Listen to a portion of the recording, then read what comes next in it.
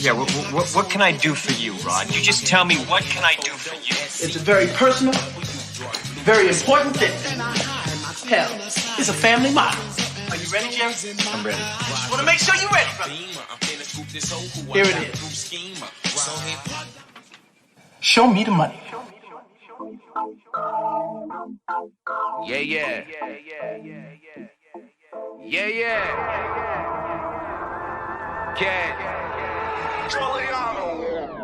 I've been on the come up, running to the ones go. Boy, I got that one up, hustle when the funds low. Sundown the sun up, all I want is the cash. Now homie, run me the stash, put the ones in the bag. Now count up, count up, count up, count up.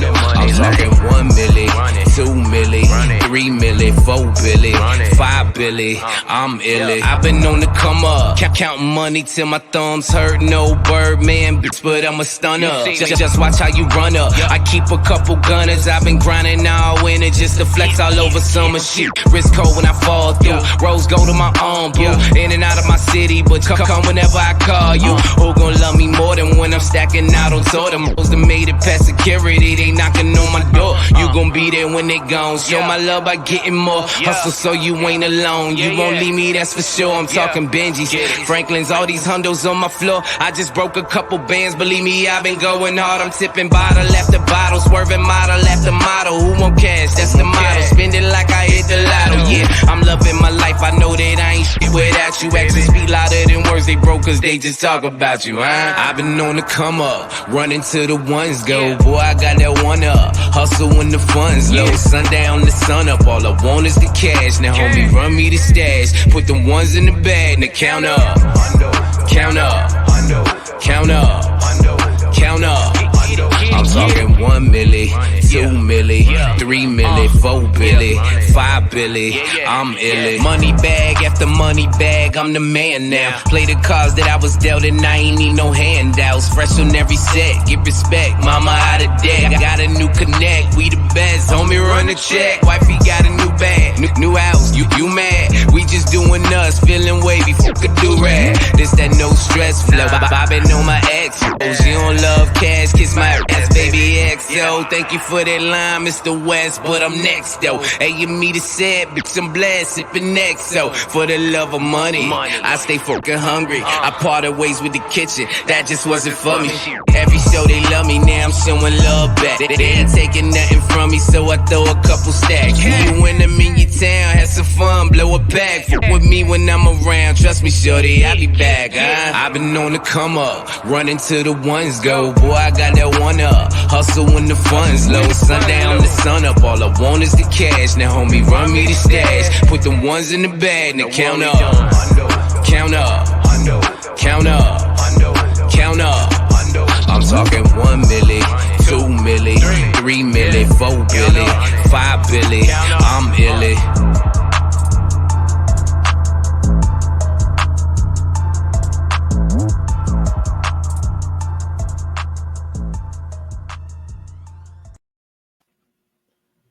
Yay! What's going on, everybody? Hope y'all are doing all right this evening. Welcome to the Alphabets Football Show. I am your host, Marcus the Alphabets, where we take you in about an hour and a half, 2-hour journey to discuss our favorite sport in the whole wide world, which is football. But first things first, I'd like to introduce my lovely co-host. I call her Miss Bruce Willis because she's diehard. What's up, Mona? Not a lot, just tired. You tired? I'm exhausted. I've decided I will be doing no more huge No more spreads. No more spreads. Done with all that. I done told the kids if they want to do a huge spread, they better learn to cook, because otherwise I'm ordering pizza. Pizza or Christmas. DoorDash. Pizza for Christmas. Uber Eats. I told them I'll make my pies. I don't mind doing that. I'll make my pies, my cakes. Better than that, yep. That's it, huh? I did the turkeys yesterday. I did. I'm cooking one right now. They didn't have the whole turkey, so I had to get turkey breast. they gave me so I ordered on Walmart. They gave me 3 10-pound turkey breasts. So I made 2 of them, and then it was enough. So I got another one, but I had already thawed it out. So I'm cooking another turkey right now, but I'm gonna let it cool off. I'm gonna cut it up, and I'm gonna put it in the freezer. So like in January when I'm feeling like turkey again, because that'll be the next time I eat turkey after all these leftovers, then I'll pull out some turkey. So I hope everybody had a good Thanksgiving. If you celebrate Thanksgiving, if not, then I hope you were able to at least, congregate with friends and family and enjoy a decent meal and watch football. I love it. Three games. It used to just be 1, then 2, Cowboys and Lions. Now Vikings are on and things like that. So I love it that, they're having more games. Hell, I love it. More football. They can have as many games they want on it. It was some really good games. A certain team had the most viewers in the history of a regular season game. I don't want to mention those names, but they're the Dallas Cowboys. People are tripping about that. I'm like, they've been playing football regular season for a long time, and it was the most watched game ever. 42 million viewers. 42 million viewers. Okay, so that just goes to show you, when people get upset, cornerstone franchise people, when people are watching your team, that just goes to show you. So, well, I mean, and I'm just going to keep it a buck. Yeah. My team plays Monday night, and I think they should be switched to Sunday. And 2 primetime teams actually playing on Monday Night Football. No, that I love it. I don't have a problem with that. My Steelers are not, they're not where they need to be. It's going to be a year or so, I think. Yeah. Well, they got some of these primetime teams up there on Monday Night Football. Well, they got the flex options now where they actually, I like that where they see if there's like a game that kind of has a little bit more meaning. Now the networks are like, we're going to switch this game to this day here. And I think that's what you should do. You have good matchups. Nobody wants to see the Detroit Lions versus the Cleveland Browns. Nobody really wants to watch that. So right. We'll see what happens. But who wants to watch the Steelers and the Indianapolis Colts on a Monday Night Football game? Yeah, it's tough, but look, that's the thing. The football gods give it, the football gods take it away. So what they gave me? They gave me 6 Lombardi, so I can't complain. Yeah, because winning Super Bowls is hard. Yeah, I try to tell people that's why some teams don't have any, and some have never even been to the Super Bowl. But anyways, we have a few things going on. We had 3 games yesterday. And some pretty entertaining games. They weren't too bad, but first we do our Pick'em League. All of our people in the Pick'ems League. Who's Fletcher Moore? Fletcher Moore is leading right now with 102 wins. In everything that I have to do with football, I always got to deal with Flectron. Always. Fantasy football, picks. He's one of the people still in the Survivor Picks League with me. Yeah. He's a pain in the ass in fantasy football. Every time anything that I do, I mean, he's pretty good at what he does. I have to tip my hat to the guy. Jared Muller is at 98 wins. Dustin Davis 95, Mark Stewart 96. I think that's the closest ones. Vaselko and Dominic are both at 95. Adam Aflag is at 97. Brad White's at 95 wins. Angie Sanchez 100 wins. Yeah, and Angie. The ladies are after you, I'm telling you, and you do realize that somebody passed you. Well, she hasn't passed you. She's 1 game back. He's 1 game behind. Andrew is 1 game back behind you. I dropped bad because I had a bad week last week. Yeah, last week was kind of tough. It was rough, man. Angie done already got me for a Cowboys hat. She done already got me. I think you owe Sandra a steak dinner too. I owe her a steak dinner too. So it's it's tough. It's tough. Get in the pick'em leagues and head up. Yeah, people be coming at me, but see, I love that. I love when people. It's like, look, this is a competition.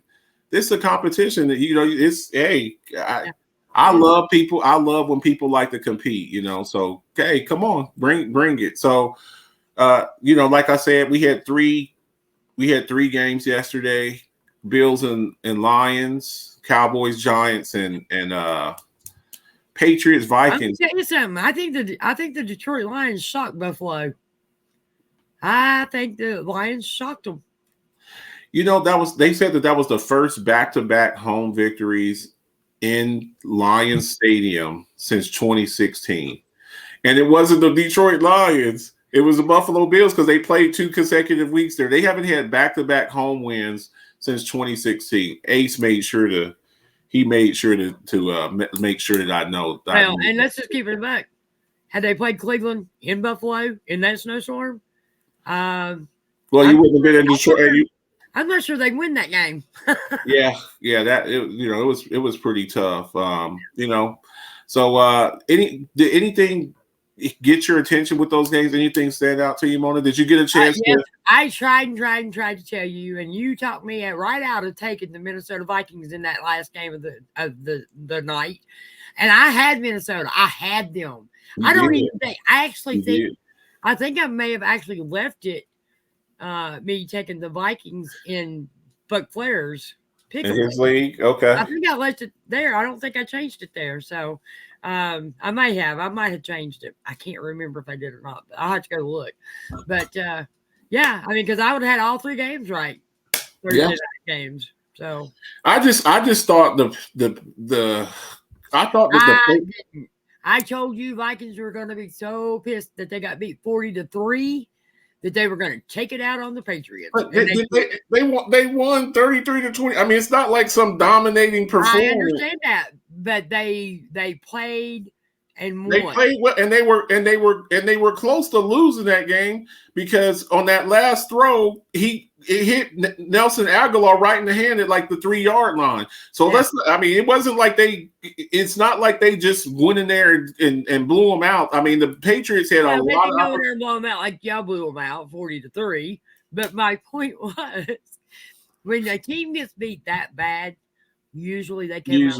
Yes, it's a little bit. I should have kept my pick. I blame that. Just for the record, and I still tell her this, and she's still like she don't care, but I care because I've never done it. You're the only person I know that has went undefeated in a week. So I mean, it's you know what you're doing. So thing that kind of stood out to me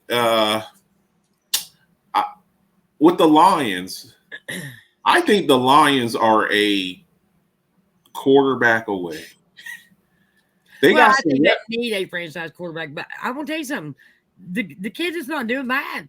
Goff is not we talked about that. We talked about guys leaving their prospective team that they were drafted from and getting new life somewhere else. And I think that he has gotten new life up there. I think they actually believe in him up there, which goes a long ways to making you play better. Oh, okay. Let me ask you this then. Okay. Let's just say that the Lions have a top 10 pick. Let's say that they slip into the top 10. I think they have to take a quarterback. So that right there, it would not. I don't even say they have to, but I think they will. But I think they have a lot of issues on that team. Yeah. And it is not just at the quarterback position, because I don't think Jared Goff is doing that bad. I do think that he needs some better receivers. I think he needs people keep forgetting he's got Jamison Williams. They did draft Jamison Williams in the first, and I believe when he gets back fully healthy, unfortunately for him, he got hurt at the end of the year, like Waddle did 2 years ago, like Mechie got hurt at the end of the year. So it's kind of tough because the Mechie getting hurt actually might have been like the best thing. That may have saved his life. Actually. Yeah. Because he was still going through a lot of other stuff when they found out he had the cancer. Yeah. So sometimes you getting hurt late like that, it kind of hurts you because teams. It's like teams don't. This Hendon Hooker kid, with Tennessee, the quarterback from Tennessee. Yeah. Like, where do you draft him at? There's people that were saying he was a high first-round pick. Well, you tear your ACL at the end of the college football season, Do you draft him still and redshirt him? Just sit him because he's going to miss games next season. Whatever team drafts him in April, you got hurt in November. Yeah. At the end of November, I'm not going to probably have you until November of next year. So it'll be like 2 or 3 months into the season before you can even really start practicing and running around. Right. If I have a top 10 pick, do I just stay with the quarterback I have, draft you and sit you?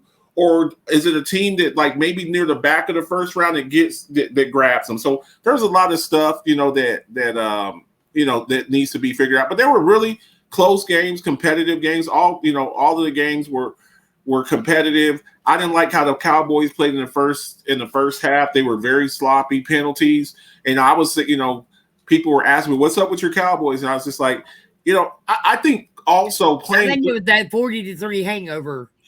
Well, not just that. I tell people too, it's like you're playing 3 games in 11 days.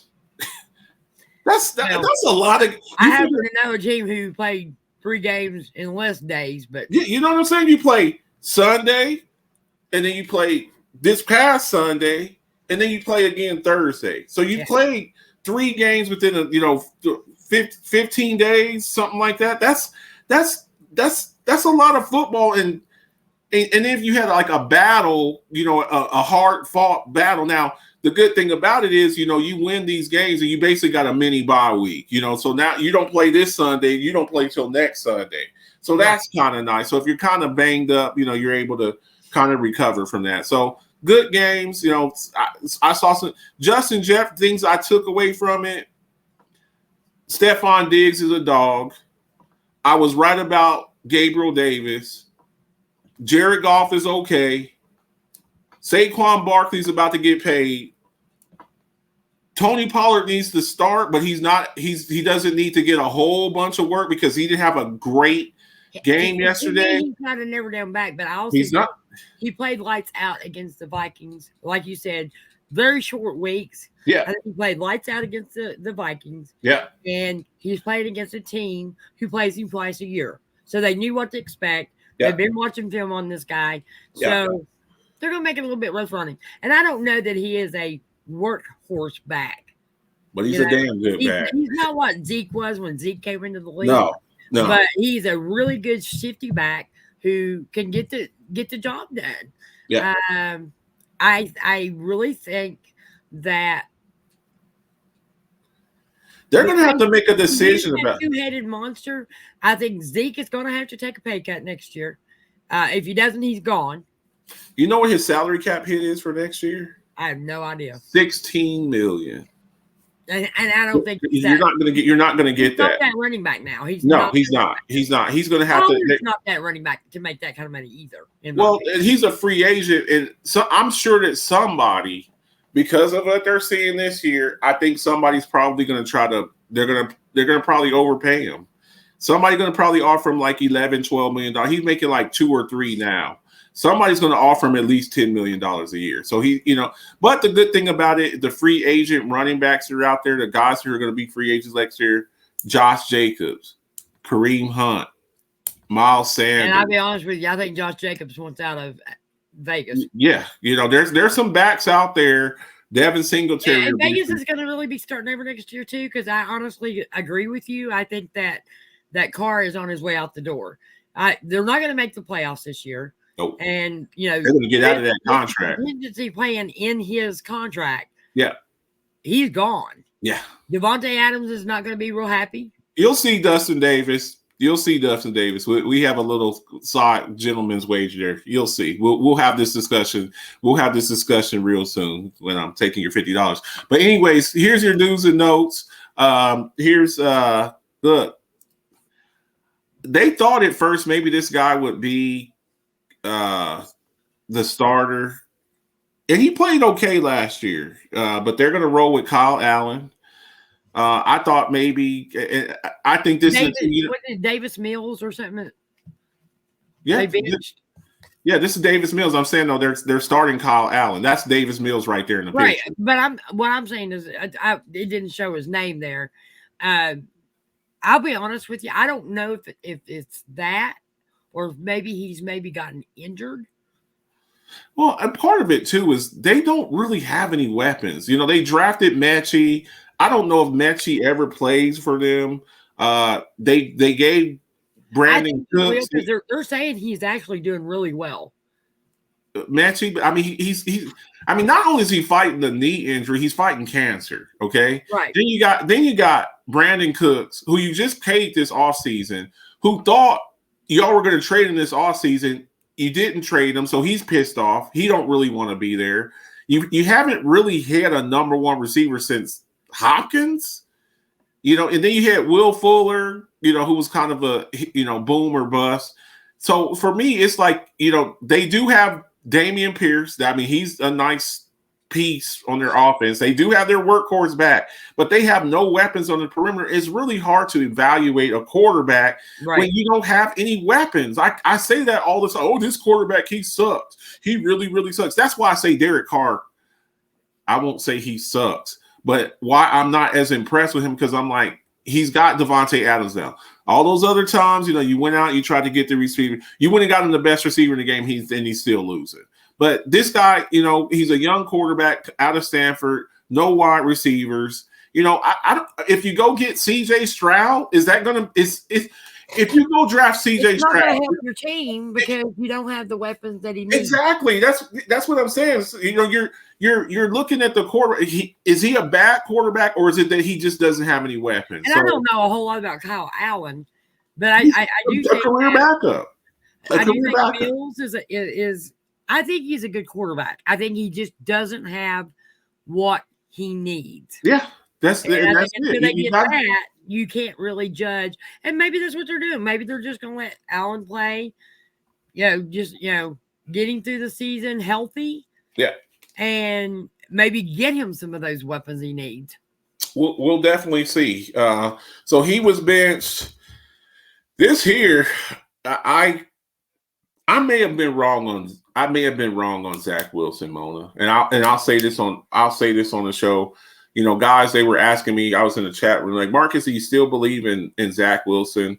I was kind of bragging about the kid. I think he's young. I think he's young and impressionable. I think that he's made a few mistakes. I think that when you lose your running back, like they lost Breece Hall, that hurts him. Yeah. I think that there's still a few pieces on that team that they really need to fix. Yeah. But I think overall, he's an okay quarterback. I think he may be one of those quarterbacks that it's going to take him 2 or 3 years. A late bloomer, maybe a late bloomer. That's what Dalton's saying. He said he don't have weapons. I don't know if he's talking about Davis Mills or he's talking about. He was talking about Mills. Yeah, he was talking about Mills. But yeah, I'm like, I will say this about Zach Wilson. He's immature. And here's the thing about a franchise quarterback. And Mona, I mean, you've had one. You just lost yours, who was 18, 19, 20 years. 18 years. 18 years. Your franchise quarterback has got to be mature. The thing that I get from Zach Wilson is he's immature. We saw that Ben wasn't mature even after his first year, even after a Super Bowl, because then he turned around and wrecks a damn motorcycle without a helmet on. But here's a question I asked, and I was in a Jets chat room. They're like, "Oh yeah, we just need to get rid of him," and I'm like, "Do you really want to go through this again? Another quarterback? I mean, think about it." I think they should invest in him completely. I think you fill up the problem areas on your team that you have right now. Yeah. Breece Hall comes back healthy next year. Yeah. So you got your back in. Exactly. And like I said, I think that defensively they could be a little bit better. Yeah. I think they need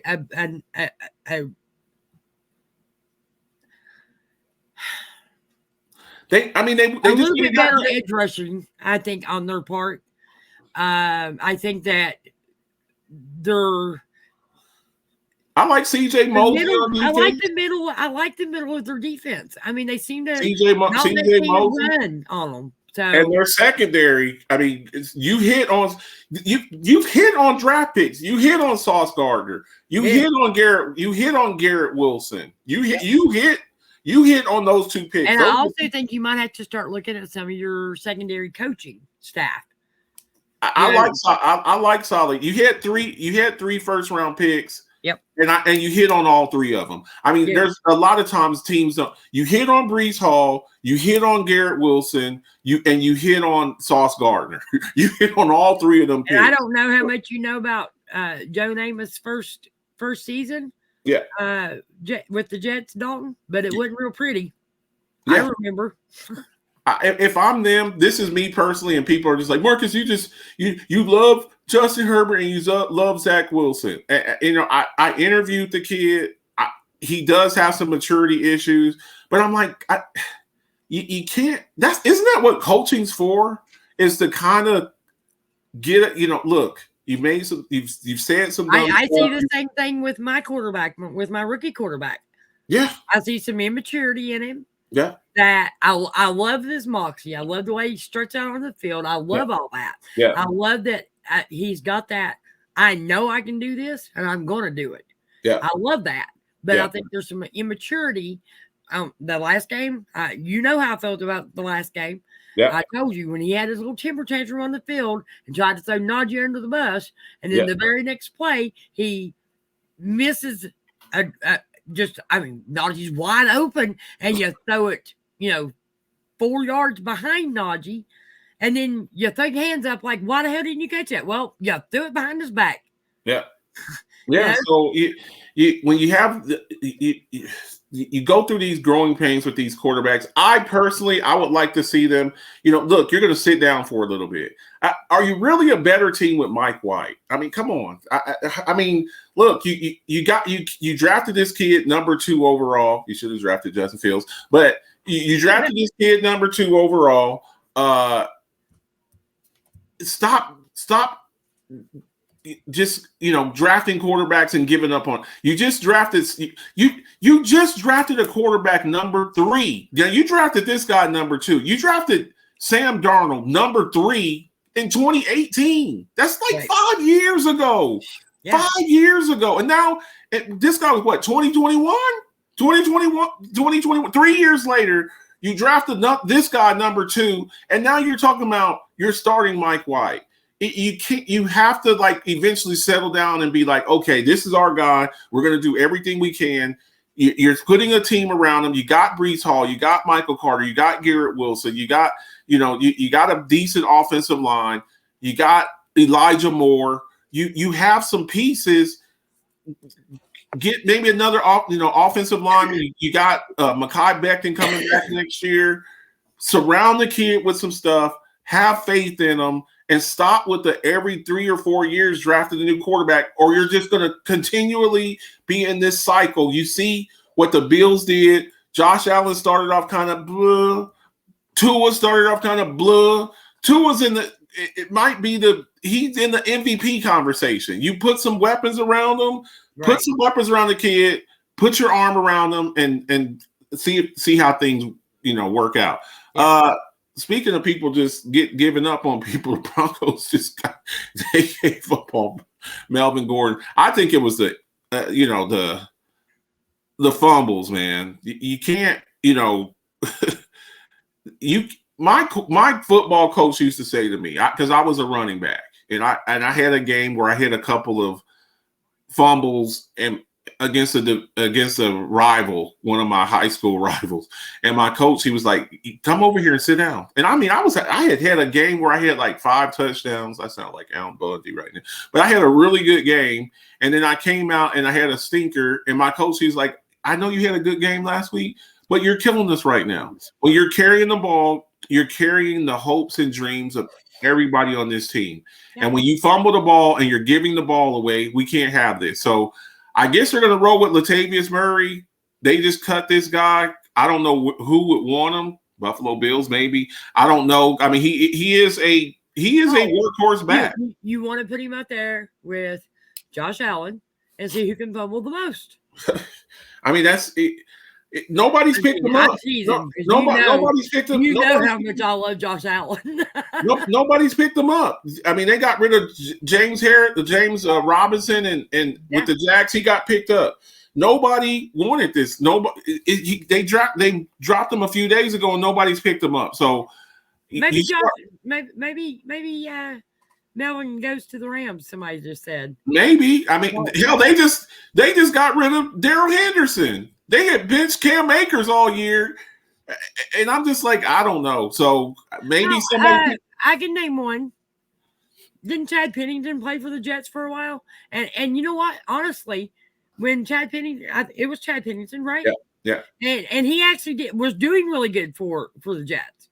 Mark Sanchez did too. He just didn't do bad. Mark Sanchez took him to the AFC Championship a couple of times. So let's not. I mean, he wasn't. I mean, there's been other quarterbacks since Namath retired. It's just a lot of times they get the quarterbacks and they don't have the defense. They don't have it on the offense. Let's not forget, for 1 year, Brett Favre played there. Brett Favre was at the end of his career. He was, and then he played for them. They had a great year. Yep. He really did. The thing was, he didn't really want to be there though. He wanted to go back to go screw the Packers back over. He wanted to go to the Vikings. And he wanted to go screw them. So I think part of that too, he was just kind of like, I want to get the hell up out of here so I can go back and get. But he knew that he wasn't going to get traded to anybody in his division. Yeah, and then he had to go out of the division to the Jets. Retire for a year, buy his contract out, and then go back. So it's happened. So Melvin Gordon, good luck.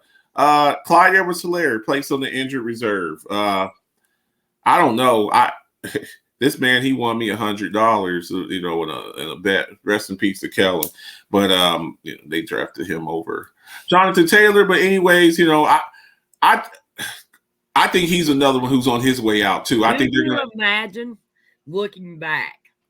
Hindsight's always 20/20. The Chiefs had drafted Jonathan Taylor or DeAndre Swift or Swift. But I'm just saying, can you imagine either one of those guys? But JT on the Chiefs, my God, the weapons they would have had on that offense. I think they really like. They've said it. They like the kid Isaiah Pacheco out of Rutgers. This kid, he's playing great. They also got Jerick McKinnon. He had a really good game in the playoffs last year. Ronald Jones, they're about to activate. He's been a healthy scratch. They said Ronald Jones is going to play this week. So I think you're seeing the end of Clyde Edwards-Helaire with the Chiefs. Like I think even, towards the end of the year, I think they're going to get rid of this guy. So, I hate to see that. Another injury, Wan'Dale Robinson. And they've just had bad luck with receivers. You drafted Kadarius Toney. You just got rid of him, traded him just to the Chiefs. Yeah. Then you spend $72 million to get Kenny Golladay. He's been an absolute disappointment.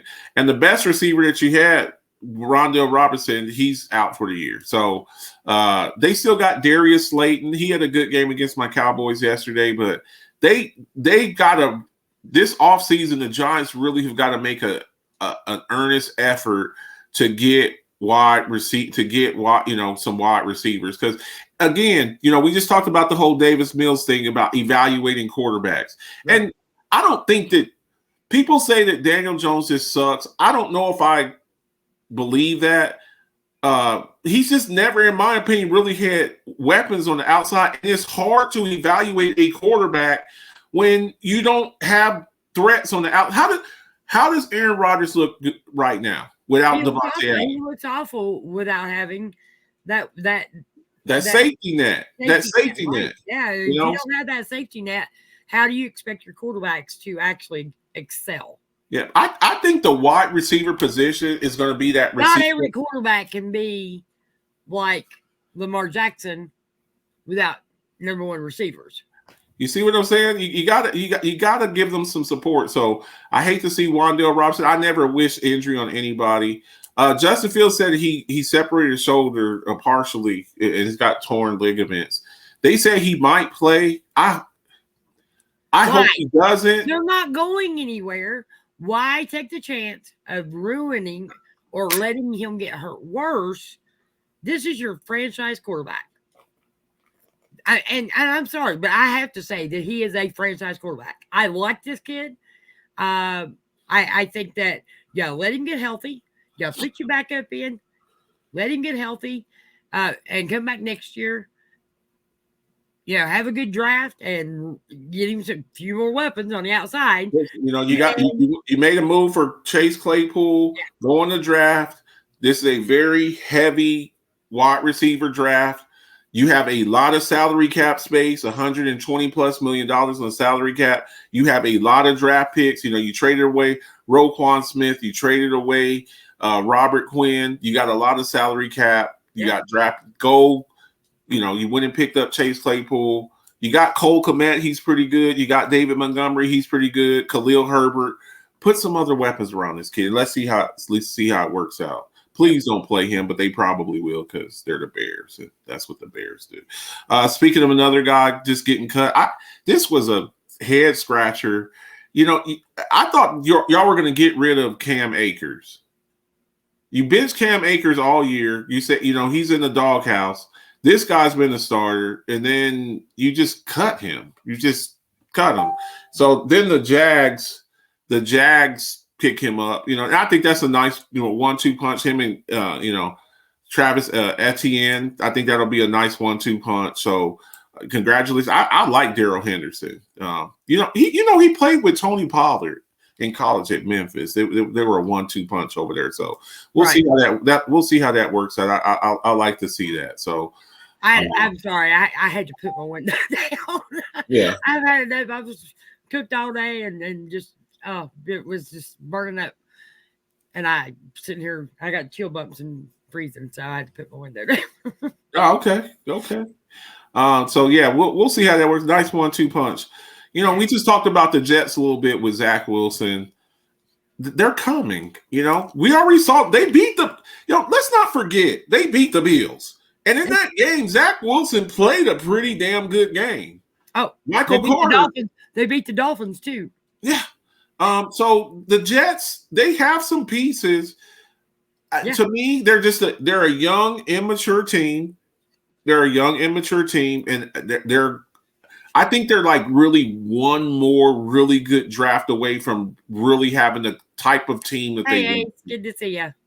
They got a nice team, but they gotta. To me, I think the whole Zach Wilson thing, and me and the guys we were talking about it in the chat room, and they're like, Marcus, have you given up on Zach Wilson? I know, we'll see what happens. I would like for them to kind of put their arm around the kid, bench him. You do need to bench him. Like, sit your ass over here, get your head right. They said when they told him that they were benching him, they said he started crying. And he apologized to the team and he started crying. So, this guy is 23 years old. I mean, come on, folks. What were you like at 23, 24 years old? Well, I know what 23 and 24-year-olds are like today compared to what they were when I was 23 and 24. Yeah, it's immaturity, Yeah. So we'll see what happens with that. Every week, we're giving you the draft order. Mona, where were you at last week? Number 10. You're back to 8. And we were at 4 at one point. 4 at one point. Now we're back at 8. So yeah. So we just talked about the Lions and the way Ace said he apologized because he didn't take ownership of what. Yeah, he was throwing everybody under the bus. And you know what? Do that as a quarterback. And you know what, Mona? This is the time to get him. A lot of teams, they baby these quarterbacks and players. Yep. And they let them get away with stuff, and then they get old Aaron Rodgers, where they never take responsibility, Aaron Rodgers, and then they keep getting away with stuff, and then when and they win a few. Tom Brady used to do that a lot of that too. Yeah. Yeah. And you got Big Ben did it a few times. If nobody likes to get thrown under the bus. We're all in this together. So when we play great, it's all you're this. And I think Kenny Pickett needs to watch our podcast because Kenny Pickett, you need to quit trying to throw players under the bus, and especially when you're throwing Najee Harris under the bus. Because I'm ready to come to Pittsburgh. I'm with you, Ace. He's not sure if they should start Mike White, and I don't think that they should. I think you pull the kid to the side. You're like, look, we drafted you number 2 overall. We need you to mature, and we're going to stand behind you. You're going to be our leader, and we're going to go from there. Look at where the Bears are picking at 3. Yeah. Once you find your franchise quarterback, And you got, I mean, that's a, and this is why I believe, Mona, I believe that there's going to be a lot of trading up. I think you're going to see teams, and me and you had talked about this with when the Steelers were at 4. And I was like, if I'm Pittsburgh, I'm moving back.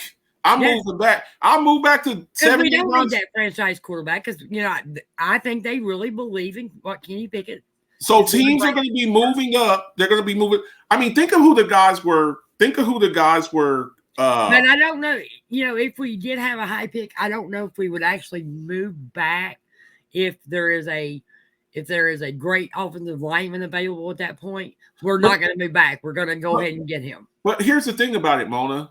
I believe that you're going to have – we saw a few years ago three quarterbacks went with the first 3 picks. So you want people to move up because when people are moving up, they're usually moving up for a quarterback. You had what was it? 1, 2, 3. You had Trevor Lawrence, Zach Wilson, Trey Lance. 1, 2, 3. Yep. And people were moving up. So you're sitting at 4 or 5, and you know that a team is like that needs a quarterback, and they're like, we want to jump into the top 5, and you're at 4. Shit, come on. I need your second, or I need your third. You could get more, and then still get the player that you want, and then you can get some extra picks. So I think there's going to be a lot of wheeling and dealing in that top 5. Hey said Philly at 10 is scary. Yeah, that's real. Look, Houston will probably take a quarterback. Carolina will probably take a quarterback. Chicago ain't taking no quarterback at 3. So if I'm Raiders are taking a quarterback because they're going to get rid of Carr. so that's what I'm saying. That is Chicago is in a great spot. You're sitting. I don't think Seattle takes a quarterback. I think they absolutely. I do. I think they believe in this. But think about this. So maybe Detroit takes a quarterback. So if Chicago is in the perfect spot, you're at 3. Yeah. Okay, and you got teams around you that make so Pittsburgh's not taking a quarterback, Jacksonville's not taking a quarterback, and Philly's not taking. And so you look at the teams behind you. So if I'm Chicago, the Raiders will probably take a quarterback. Seattle might. Detroit, and then you got Houston with 2 top 10 picks. Top 8 picks. So it's going to be a lot of willing and dealing. I can't wait. We'll be covering that. It's going to be a lot of movement in there. But I think you could see 3 quarterbacks go 1, 2, 3. You could go Bryce Young, C.J. Stroud, and Hendon Hooker in the top 3 picks. Carr's going to Pittsburgh. Hey. You know what? I would like to bring Carr to Virginia and just let him sit and talk to me. Yeah. I love his accent. I love listening to him talk. Yeah. I don't much care for his quarterbacking, but yeah, no doubt about it. So there it is. We'll be doing our draft special and all that. Mona, there's with so much negativity going around. Me and you, we just talked about this before the show. Yeah. When guys beat up girls in clubs or get hand jobs with their massage therapists. We cover that. I also believe, and when there's positivity going on, we also need to do that too. And to see this young man take his NIL, and for all those people out there, people are like, what is NIL? NIL stands for name, image, and likeness. That's like if they use you're on a video game. And they use they're like number 2 from Michigan. A lot like NCAA, they don't put like your name. They're number 2 running back number 2 from Michigan is this kid. So they make the character look like that on the video game. That's me. That's me. Okay, I need to get compensated for that. Yep. But for this guy to take that NIL money and go and buy 300 turkey dinners for local fans. We need to put this out there and give people props when they do stuff like that. So congratulations to this young man. I love it. We just got to give you props on that. No matter where he goes, if he goes into the NFL, we're going to be cheering for this kid. Yeah, no doubt. No doubt. Because this just shows to me This to me just shows a lot of heart. Yeah. Deep down heart. Yeah. No doubt about it. So congratulations to him. A said Houston is going quarterback and wide receiver easily. Yeah, I don't think they'll draft a running back. I can see them maybe going quarterback and maybe offensive line. But wide receiver, I feel you, Ace, because their wide receiver core is terrible. Like Meek Mill says, whatever you do, there's always levels to this, okay? There's always levels. So here's your power rankings. Me and Mona, we were talking about this. I do not agree with this. Nope, I don't. I don't agree with this. And I know what I shifting back and forth. And it changes every week. It changes. I'm not putting the Buffalo Bills in front of the Miami Dolphins. I'm sorry. I'm not. Not yet. After we beat you, now the Bills are going to get an opportunity to avenge. You know, y'all were down there getting cooked in the sun, in the hot ass Florida sun. You know, with no air conditioning over there. Now we're going to get to see some frozen tuna fish. Yeah, so now we're gonna see what Miami does when they come up to Buffalo, and when it's freezing cold and there's 6 feet of snow. I don't think it'll be that much snow, but there was 6 feet of snow. You know, Ace and Ethan were showing me pictures of you know, them out there. I don't think Buffalo should be rated ahead of Miami. Okay, I don't believe that. But you know, this changes. Who's your top 3 teams, Mona? Who's your top 3 teams? I have the Chiefs, the Eagles, and the Dolphins. 1, 2, 3. Yep. Okay. I don't have an issue with that. I think we're gonna find out about the Dolphins here in the next couple of weeks.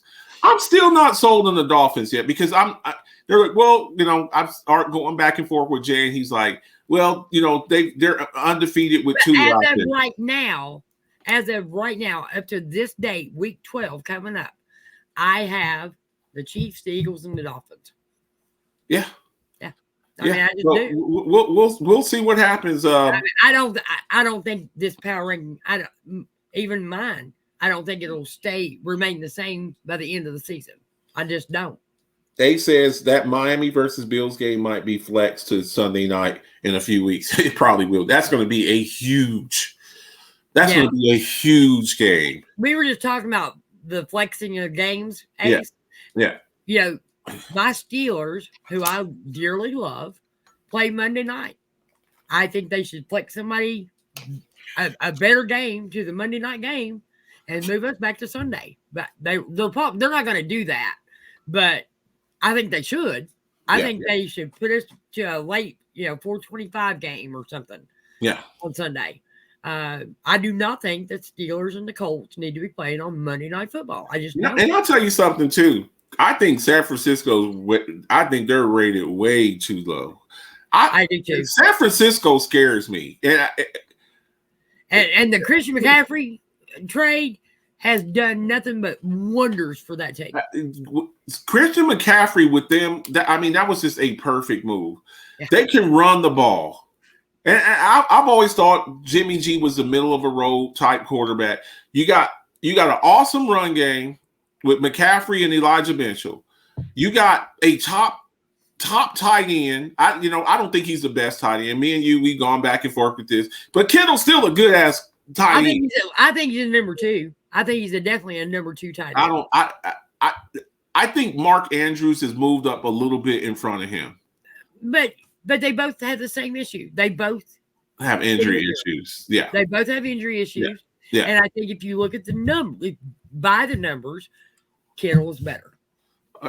I think Andrews has had more yards than Kittle the past few years. I think you need to go look at that stat because you're wrong.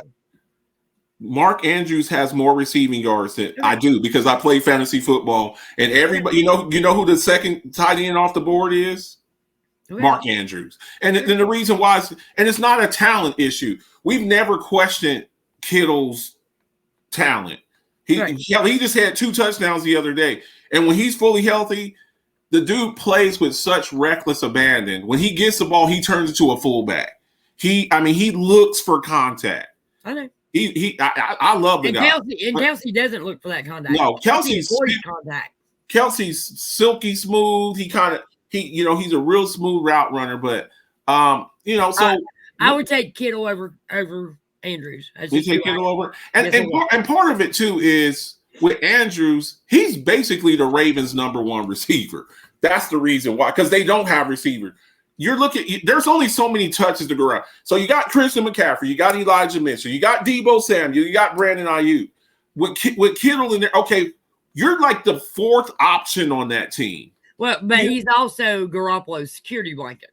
I got you, but you're basically Mark Andrews gets peppered with targets because they don't have any receivers. So it's like run the ball with their running backs or throw it to Mark Andrews. So, but we'll see. With the power rankings, we'll see. Y'all know every week we do the the guys who are the leaders in statistical categories. Look who's on top. Look who's on top. He's up there. And Josh Allen, he's doing his thing. He's at 2. Joe Burrow, Tom Brady, and Justin Herbert. And I want to say this one caveat, Mona. Okay. People keep talking crap about Justin Herbert, and everybody teases on me, and they say, I have this man crush on Herbert. I do, and I will admit that. Who has he been throwing to all year? Because Keenan Allen, all my fantasy, Joshua Palmer. That's who he's been throwing to. Joshua Palmer and DeAndre Carter, okay? And throwing to Eckler. Keenan Allen's been hurt all year. All my people out there that play fantasy football. Ace, don't you got Keenan Allen on your team? How many games has he given you, Ace? How many games has Keenan Allen given you? Mike Williams has already been ruled out for this week, and he was out for 2 or 3 weeks. He's on all my teams, and the guy's not healthy. So Justin Herbert's out there with a number 3 wide receiver. He's missing his left tackle. He's missing his right guard. It's like, come on, man, y'all got to give props for that. So here's your top 5 passers. But they won't. But they lost. They lost. No, I said they won't. They won't. They just Justin Herbert, he's overrated. I saw something. Samuel Ocho. F Keenan Allen. Yeah, I know, because I'm in a league with Ace, and Keenan Allen's played 3-4 games, and we're in week 12. We're in week 12, and he's played like 3 or 4 games. Here's your receiving leaders. Tyreek Hill still up at the top there. Justin Jefferson might, I don't know. Justin Jefferson had a good ass game yesterday. He might be number 1 this week. If Justin, he probably is number 1, but Tyreek Hill hasn't played this week. Yeah. If Justin Jefferson had a better quarterback, he would be at the top of this board and nobody'd catch him. I'm calling this right now. They said he played too. Yeah, that's what I'm saying. Like, I know, because I'm in the league with Ace, and the dude's been on injury reserve the whole time. I'm calling this right now. Justin Jefferson, in a year or 2, will be the highest paid wide receiver in the league. He will make more money. I don't know that it'll be yours. Where's he at as far as his rookie deal? I mean, he came 2020. He's the 2020 draft. Yeah, because he was in the same draft with CD. Okay, so maybe 2 years. In 2 years' time, they can't wait that long. This guy. I don't think they wait that long because they'll be afraid somebody try to poach him. Yeah, he's gonna be the highest paid. He may be the ending. He might be the ending of Kirk Cousins. He may tell him, "You want to keep me? Get me a quarterback." Yeah. Let me ask you this, Mona. Right now, off right now. If somebody said you can either have Justin Jefferson or Jamar Chase, who are you taking? Justin Jefferson. you take. And don't get me wrong, I love Jamar Chase. But I love Justin Jefferson. What I seen that kid do in that Buffalo Bills game, the catches, his ability. Oh my God. He is out of this world. He's got everything. I told you what my new nickname is for him, right? Lex Luger, total package. Lex Luthor. Lex Luger, the wrestler. That was Oh, okay. You remember Lex Luger? Yep. Lex Luger, the total package. Speed, he can jump, great route runner, awesome hands, catch difficulty. Ace. Who would you take between Justin? We're doing a redraft league in fantasy football. Who are you taking? Justin Jefferson or Jamar Chase? I really want to know. I'm gonna put up a poll. I'm gonna do a poll in the Alphabets Football League group. I'm gonna put it in there. So here's all your receivers. But you know what? For as bad as everybody talks about Carr, look who's at number 4 on this receiver list. That shows how awesome he is. Stephon Diggs, great game. He's carrying that team. Can we start saying that? I don't want to hear any more about Gabriel Davis. Okay, with the attention that Stephon Diggs get, Gabriel Davis should be having like 8, 9, 10 catches a game. Yeah. Stephon Diggs is a dog. He's an alpha dog receiver. I love the way he plays. I am him. He's that dude. I give credit where credit's due. I think Stephon Diggs is incredible. I think he's an absolute dog. I don't know if he's 30. You got these young pups coming up. You got the Jeffersons. Can you imagine him back if Aaron Rodgers were to be on this list? Yeah. Yeah. I think he would be at number 1, just to be honest with you. And then you see Waddle down there. You know what Tua's doing with Waddle is just. Oh, wait a minute. You were talking about Stephon Diggs. I meant Devontae Adams. I was talking about him. Yeah. I think he would be at number 1 right now if he was back in Green Bay. Aaron Rodgers would throw to him probably every play. Throw to him every play. Hey, Adams, you come back to Green Bay, and I promise you, every time I throw the ball, I'm throwing it to you. Yeah. The dude would have like 150 targets during the season. So here's your top 5 leaders at receiving, and then here's your rushers. Derrick Henry back on top doing what he does. Saquon Barkley's about to get paid. Oh, that's another guy. I forgot. We were talking about the free agent running backs, Mona. Yeah. Saquon Barkley too. Yeah. So they got to figure out how they're going to do that. I mean, he's really only had one healthy year. This one, all the other years he's been hurt. So they're going to have to. I don't know how they're going to work that contract. Do you give him $15 million and he's only really had 1 year where he stayed healthy? I think you can't. But if you don't pay him, there's going to be people lined up to get him, and he's really your best player. Josh Jacobs, he's a free agent next year. They didn't pick up his 5th-year option, so he's I'm going to tell out you who there. I think is going to be looking for some of these free agents next year. Chicago and probably cutting at least 2 of the running backs on their team right now. Who's that? The Buffalo Bills. Devin Singletary's a free agent next year. Well, do you re-sign him, or do you go after one of these damn free agents that are Josh Jacobs, free agent? I think Tony Pollard. The hell out of me thinking all these quarterbacks or running backs are going to be free agents, because I'm going to tell you something. I think, honestly, the Buffalo Bills have 2 problems. They can't run the football, especially at the end of the game, and they still have problems stopping the run. Well, you can fix that. You can fix that running back problem. Oh, you know who else is a free? You know who else is a free agent running back next year? Who? Tony Pollard. Oh, yeah, I remember we talked about that. Tony Pollard, Josh Jacobs, Saquon Barkley. There's some running backs out there. If you want a running back, do you want to pay a running back 12, 13, 14, $50 million? That's the dilemma a lot of these teams are going to have to face, though. So right. we'll see what happens. What do we got next? Oh, and Justin Fields, he's top 5 in rushing. Oh, yes. A quarterback, top 5 rushing leader. Yeah, he might mess around. He might mess around and get a. There's only 2 quarterbacks in the 102-year history of the NFL to rush for 1,000 yards. You know who they are, right? Michael Vick and Justin Fields And Lamar Jackson.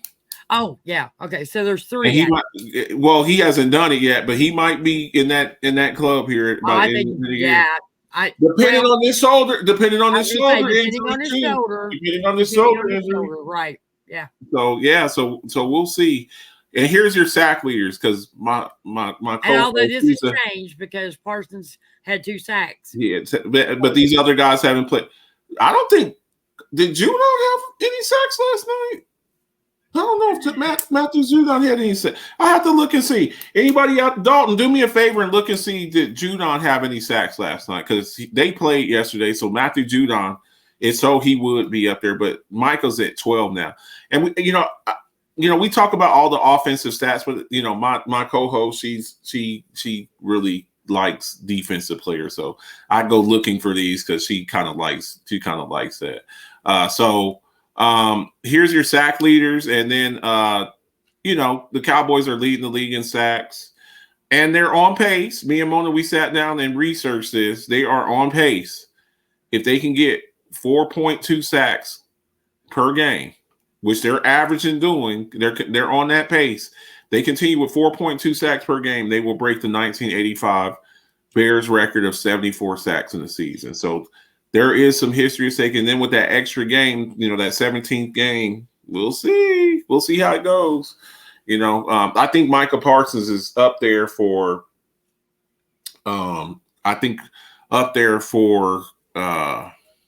defensive player of the year. Judon didn't have any sacks. So Micah's right. Micah's 1 away from him. He's at 12. And now we'll see what Bosa might have. We'll see what Bosa does this weekend. He might. Dalton says no, he didn't. So Micah's breathing down his neck, and then we'll see what Bosa does. I'm sure Bosa, he'll have something to say about that too. So these are your sack leaders here. So we will see. What do we got next? Travis Kelce. For a long time, I thought Gronk was the best wide receiver, the best tight end in the game.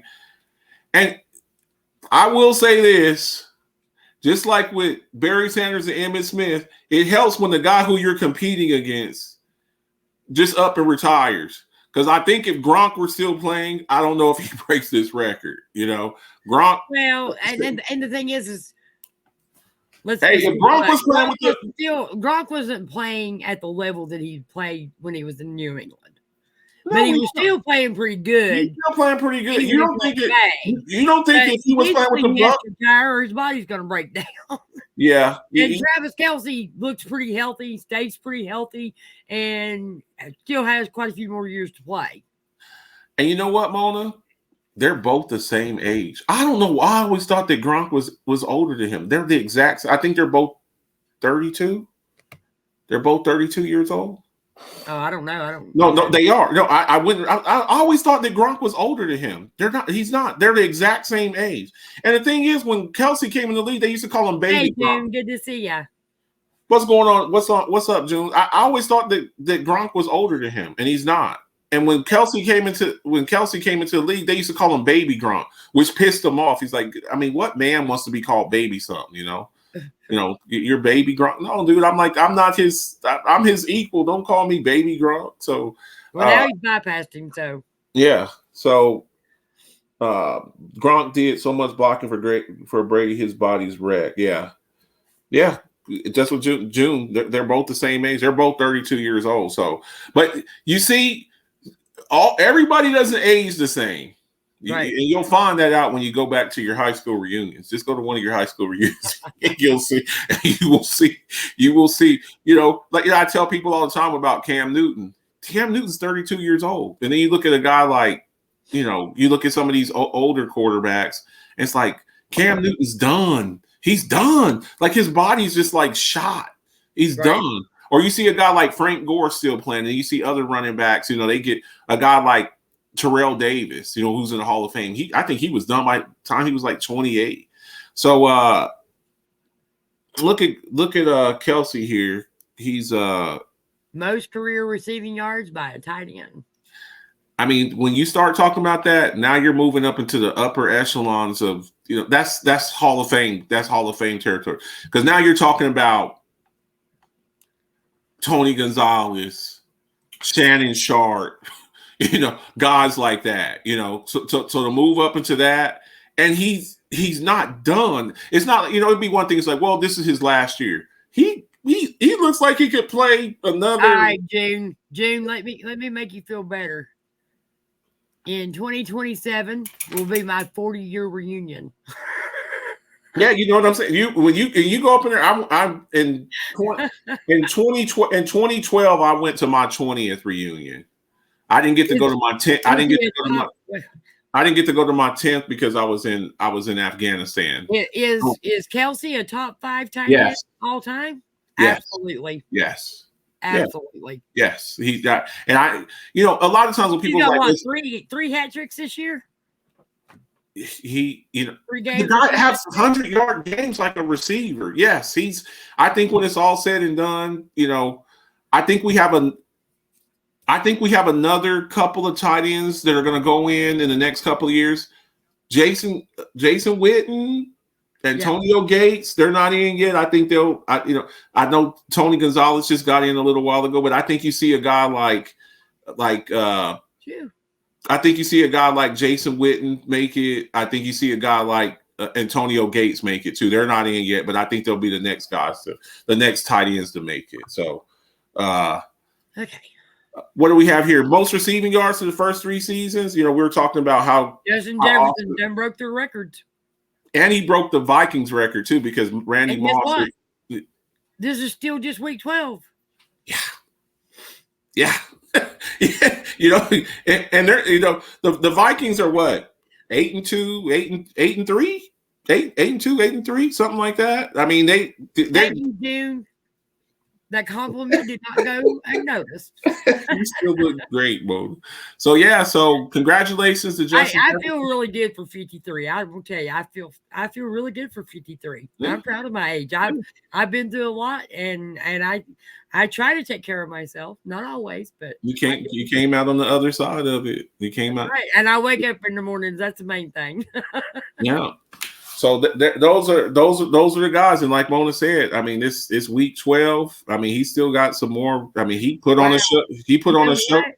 You know what? Something just dawned on me. What's that? I've made it 3 years past my dad's age when he died. Because you know what I'm saying? That's it. Yeah. My grandfather, my dad's dad, he died before I was born. He died at like 40. He died at 40. He died when my dad was still a teenager. So, I mean, you take care of yourself. You end up like Tom Brady, 45 years old, eating avocado ice cream. If I had Tom Brady's money, I'd probably be in a lot better shape than I am without the plastic surgery. Right. I wouldn't even eat that. Eating avocado ice cream, I mean, you could do. I love avocados, but I don't. I'm not eating ice cream. I've never tried it, so I can't say. I'll eat some Rocky Road. I'm not eating. I have an unhealthy love for avocados. Yeah, I like avocado and guacamole. I'm not eating guacamole. I'm not eating. All right, so here's another guy to talk about. Cordarrelle Patterson. We got to start. We were just talking about. Guys all time. We start talking about the kick returners all time. You start talking about guys like Devin Hester.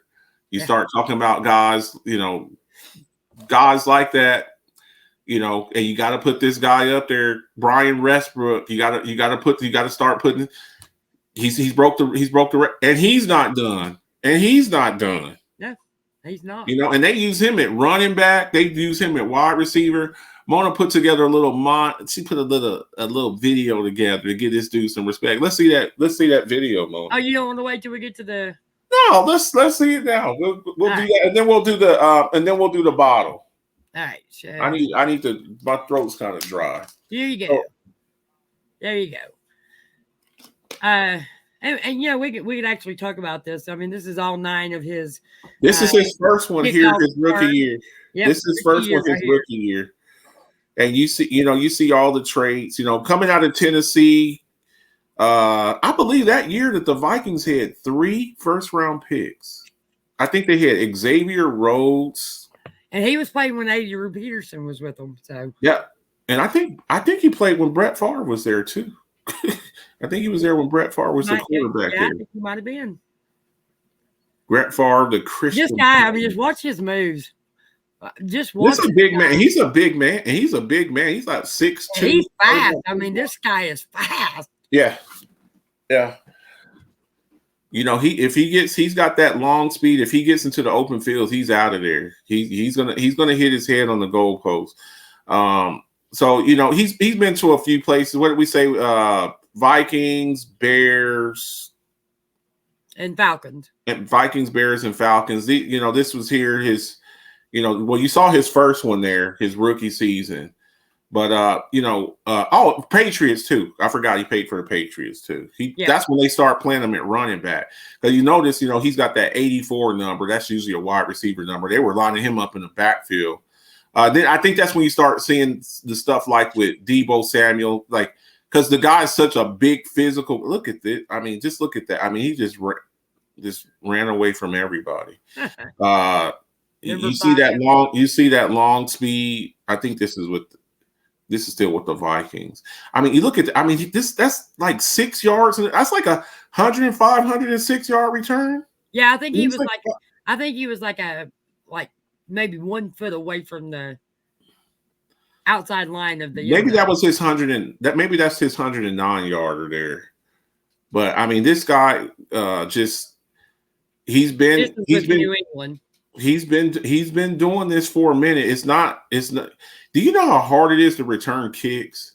And now it's even harder because now with the kickoff rules, they used to kick it at the 20, I believe, and now they moved it up to the 35. Most of the, they were getting tired of the injuries. They said a lot of the injuries took place during, kickoff returns. So a lot of times you see now a lot of it's like, touchbacks. So I have to say I think Cordarrelle Patterson is actually I think he might be a little bit better than Hester was. It's real hard to do, but I think he's got a little more and lasted longer because Hester to me didn't last as long as I thought he was going to. Well, I think Hester's problem was they could never find a position for him. Like at Miami, they tried to play him at wide receiver. They tried to play him at cornerback. And I think his thing was he never found his niche. So you can't just have a guy who's just a return specialist. Usually these guys, they're backup running backs, a backup wide receiver. Well, he sucked as a receiver and he sucked as a cornerback. So it's like, you got to justify those 53, there's only 53 spots on the team. I can't have a guy who's just a kick returner, right. This guy, Cordarrelle's he's a backup running back. I mean, he has started at running back. So, congratulations to him. We got to start, putting this guy, giving him his respect. So congratulations to him, Cordarrelle Patterson. Here's your highest graded safeties. The kid, all of the highest graded safeties are Ravens or Commanders. Yep. Both of their, and you know what? I will say this. For all my Buffalo Bills fans, I will say this, and I will give you your props on this. If Micah Hyde and Jordan Poyer were both healthy, I think they would have something to say about this because I believe they're the best. And I think if Fitzpatrick wasn't having to do a lot of fill-ins, especially when T.J. Watt was out and was able to play his position, we had a freaking corner on the other side, Sutton, that he would still have something to say about it too. Yeah. But he is just playing all over the field, trying to help out, wherever he's needed. And instead of his natural position, he's playing out of position. He's playing out of position, Yes, and he has to do that. He's not getting to play that position. That rover where he's just like all over the place. So congratulations to these safeties here. We like to give props. I don't want to hear anything about the NFC least. I don't want to hear anything more about the NFC. The NFC East is weak. It has been kind of down the past couple of years, but traditionally the NFC East has been pretty. They used to be called the NFC Beast, and every team in the division has won a Super Bowl. Just putting that out there. they finally did it. But you have, and some of them have multiple. And I don't think the Eagles are done. I think. Look, one of the biggest problems I have seen with the Eagles this year is they were allowing teams to run against them. Yeah. And they wouldn't fix that. Real fast. They fixed that fast. Real fast. When they got exposed a couple weeks ago, at that point, they wouldn't fix that. And so I think ASAP. Now I think that's the team you're going to have to watch out for. Yeah. They're a problem. They are a problem. So I don't want to hear any more of that talk. Speaking of dominating teams, 14 straight for Bill Belichick over the Jets. He just got their number. He's got their number. So I knew he didn't have the Vikings number, but I let somebody talk me out of taking them in my pick'em league. I've talked to out of some other stuff too, where you actually won. Yeah, but I've let you know certain injury reports on stuff, and last minute. You haven't had a perfect week though. I've never had a perfect one. I haven't. So congratulations to Bill Belichick, still doing his thing, the GOAT coach. What we got next? It was the 2020 Steelers. Yeah. I think you very well could be right. Hey, we'll see.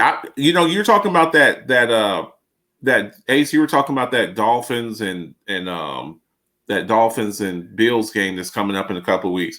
I think that rematch between the Eagles and the Cowboys, the first time we played them was without Dak. I think they're going to be looking forward to that game. Speaking of dominating June, I know you're sitting out there. I'm sorry, buddy. Dak 10 straight wins versus the Giants. Manuel Mack, all you guys out there. Dak owns a little bit of stock. Amir. I don't want to hear any more Dak Prescott disrespect. When you beat a team 10 straight times, I think you got to give that guy give his props on that. So Dak kind of owns New York Giants. So what do we got next? It's like the New York Giants kind of own the New England Patriots. Yeah. I had to go there. Hey, it is what it is. I was a bandwagon Giants fan in those two Super Bowls. Eli Manning owned the Patriots. He owns Tom Brady. That's what it is. We talked about earlier about Justin Jefferson passing. He also, when he broke that record, he also broke the Vikings record. So if you do it for the whole league, you're going to definitely beat your teams all the time. Right. So, congratulations. I mean, to pass by Randy Moss in anything in receiving, that's saying a lot. So,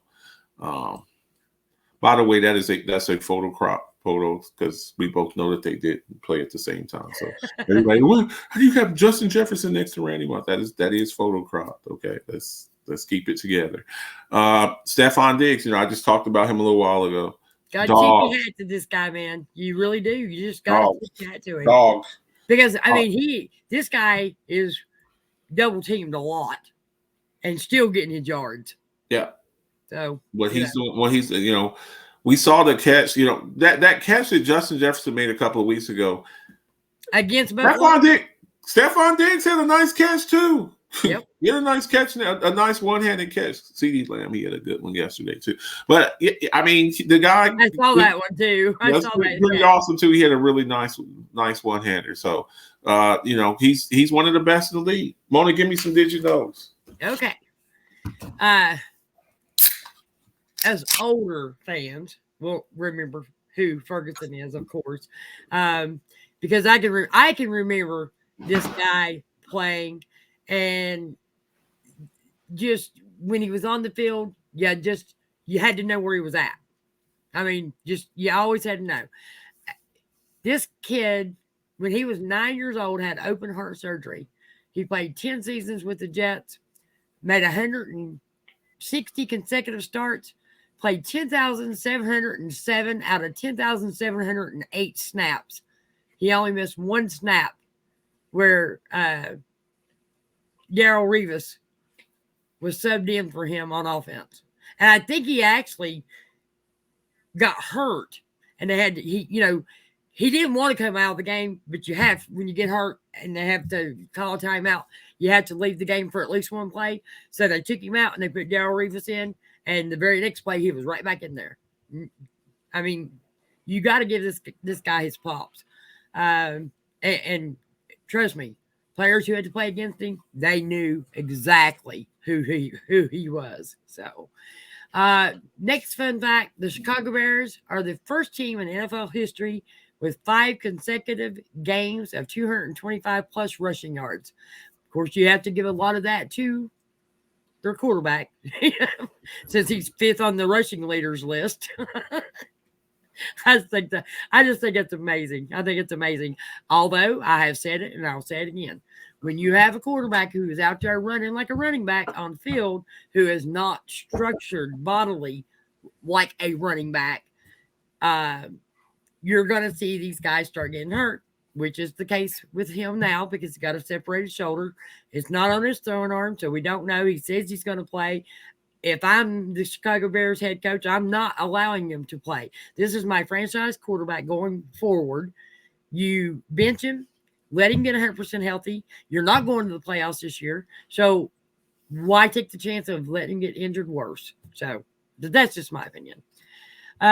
Okay, next, did you know, since drafting TJ Watt in 2017, the Steelers have ranked first, and first in sacks.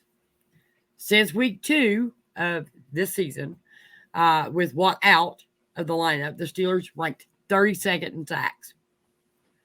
So, believe me when I tell you, when TJ Watt is not in that game, in that defense, on that defense, huge difference. Because then you got teams, players that are having to scramble to try and fill in for TJ Watt not being there. So, huge difference. This guy makes a huge difference in our difference maker. Yes, he is.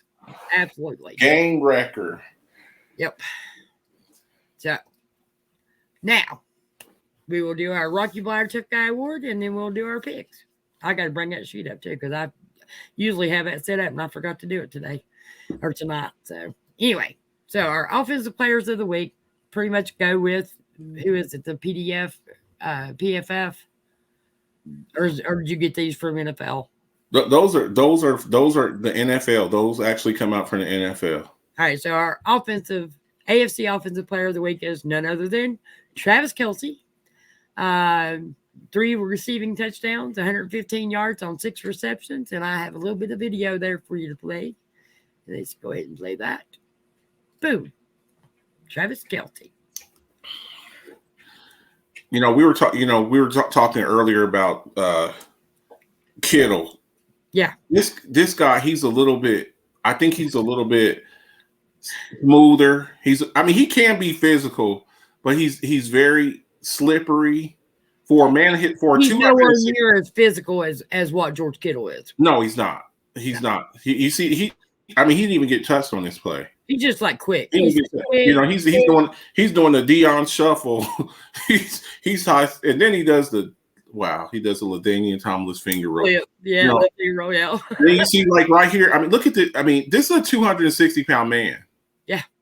He's not a little man. About 6'5", about 255, 260. Very slippery. Really good route runner. Great hands for a man of his size. And just look at this. And then the rapport he has with Mahomes. They have great chemistry together. For all of the people that talk about, Tyreek Hill, in my opinion, this is the guy he looks for when he gets in trouble. So congratulations to Travis Kelce, the best tight end in the game. Who was it that said that? Diggs 5 years in a row at 1,000. Mike Evans 8 in a row. And Mike Evans is kind of having a down year this year. You know what though? I've never really heard anybody talk about Mike Evans as much as you and I have this year. Yeah, we've really done a lot. And then the year we start talking about him, he has his worst year. Yeah, right. We did not mean to jinx you, man. We were just trying to give you some props. Yeah. I don't know if he gets to 1,000 this year. I don't know if he gets to 1,000 this year. I have to check on there. Dalton, how many yards does Mike Evans have right now? I have So to far check for on there. 2022. Yeah. All right. So our NFC Offensive Player of the Week is Tony Pollard, and I went and got you some footage for that too, Marcus. Sometimes you could use some little bit of replay for you. I like this kid. I mean, he's about to get paid, you know. Oh yeah. I don't know if I want to give him 15 mil. Well, no, I'm not giving him 15 mil. He's a game record. This guy, when you look at his explosiveness, I mean, he looks the explosiveness. He looks like the way Zeke used to run. Look, he spins out of it. I mean, he's just. I think he's got a little bit of Emmitt Smithiness to him too. You never see him take. Yeah, he doesn't ever take a. Now this is just speed right here. I mean, that's Patrick Peterson. Yeah. I mean, that's Patrick Peters. That's not a slow dude. I mean, he ran pop. The dude gets in the open field. He's out of there. Yeah. He's gone. And this ain't the first time you see this is another one. I think this is another swing pass, and he just outruns. Just bye. Yep. Nobody's going to take it before. He really helped my fantasy team too. I'm in a fantasy league. I got about 48 points from him. I really. You just look at that Burt, and he runs with some power too. I mean, he's not the guy, just some little space back. He will lower his shoulder and he will run with some power. So yeah, congratulations to him. I really like Tony Pollard. I really like. All right, so there's a question in the comment section that says, Marcus, do you think Pollard and Zeke are a better duo than Hunt and Chubb? No. I agree. I don't think so. And see, you see, guys, you see how you can be objective? Do y'all see that? No, he's not. And here's the reason why. Kareem Hunt is a rushing champion. Kareem Hunt is the number one on anybody. On 25 team. If you put Kareem Hunt on the Cardinals right now, if you put him on the Buffalo Bills. If you put him on the Buffalo Bills, if you put him on the Dolphins, he's better than Jeff Wilson Jr. If you put him on the Falcons, if you put him on the Commanders, even with Brian Robinson there, he's a better back. So yeah, I like Tony Pollard. Evans has 671 receiving yards. Yeah, he might make it. He might just make it. I mean, he'd have to. Well, we're in week 12. We got. Well, I think he also has an incentive in his contract too, if he hits that 1,000-yard mark. So Tom Brady's probably going to make sure he gets. He'll probably feed him, and with the fact that there's no Gronk there's no Antonio Brown there, he'll probably. Nobody to just jerk their take those targets away from him. So yeah. So congratulations to Tony Pollard. All right. So our defensive players of the week. Is AFC Defensive Player of the Week is Matt Milano, and I couldn't find any footage to make a gift for that. So, I think the main thing with this here, why he got this, it's the 12 tackles. Yeah, just one sack, and getting the fumble recovery, that's good. But the reason why he was a tackling machine that game, yes, absolutely. Got to give him props for that to find the football like that.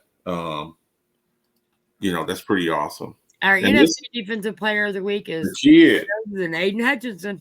The kid who I felt like the Jacksonville Jack should have took. Yeah, I totally agree.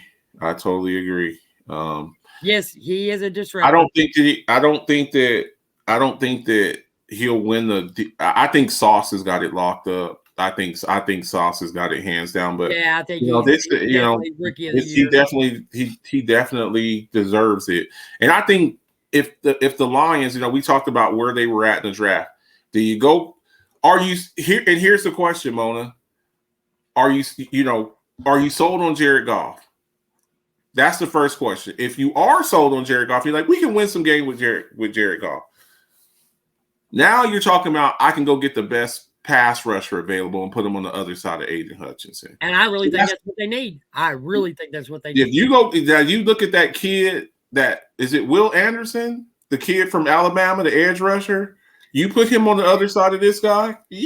I don't think I don't think he's the best one coming out of college though.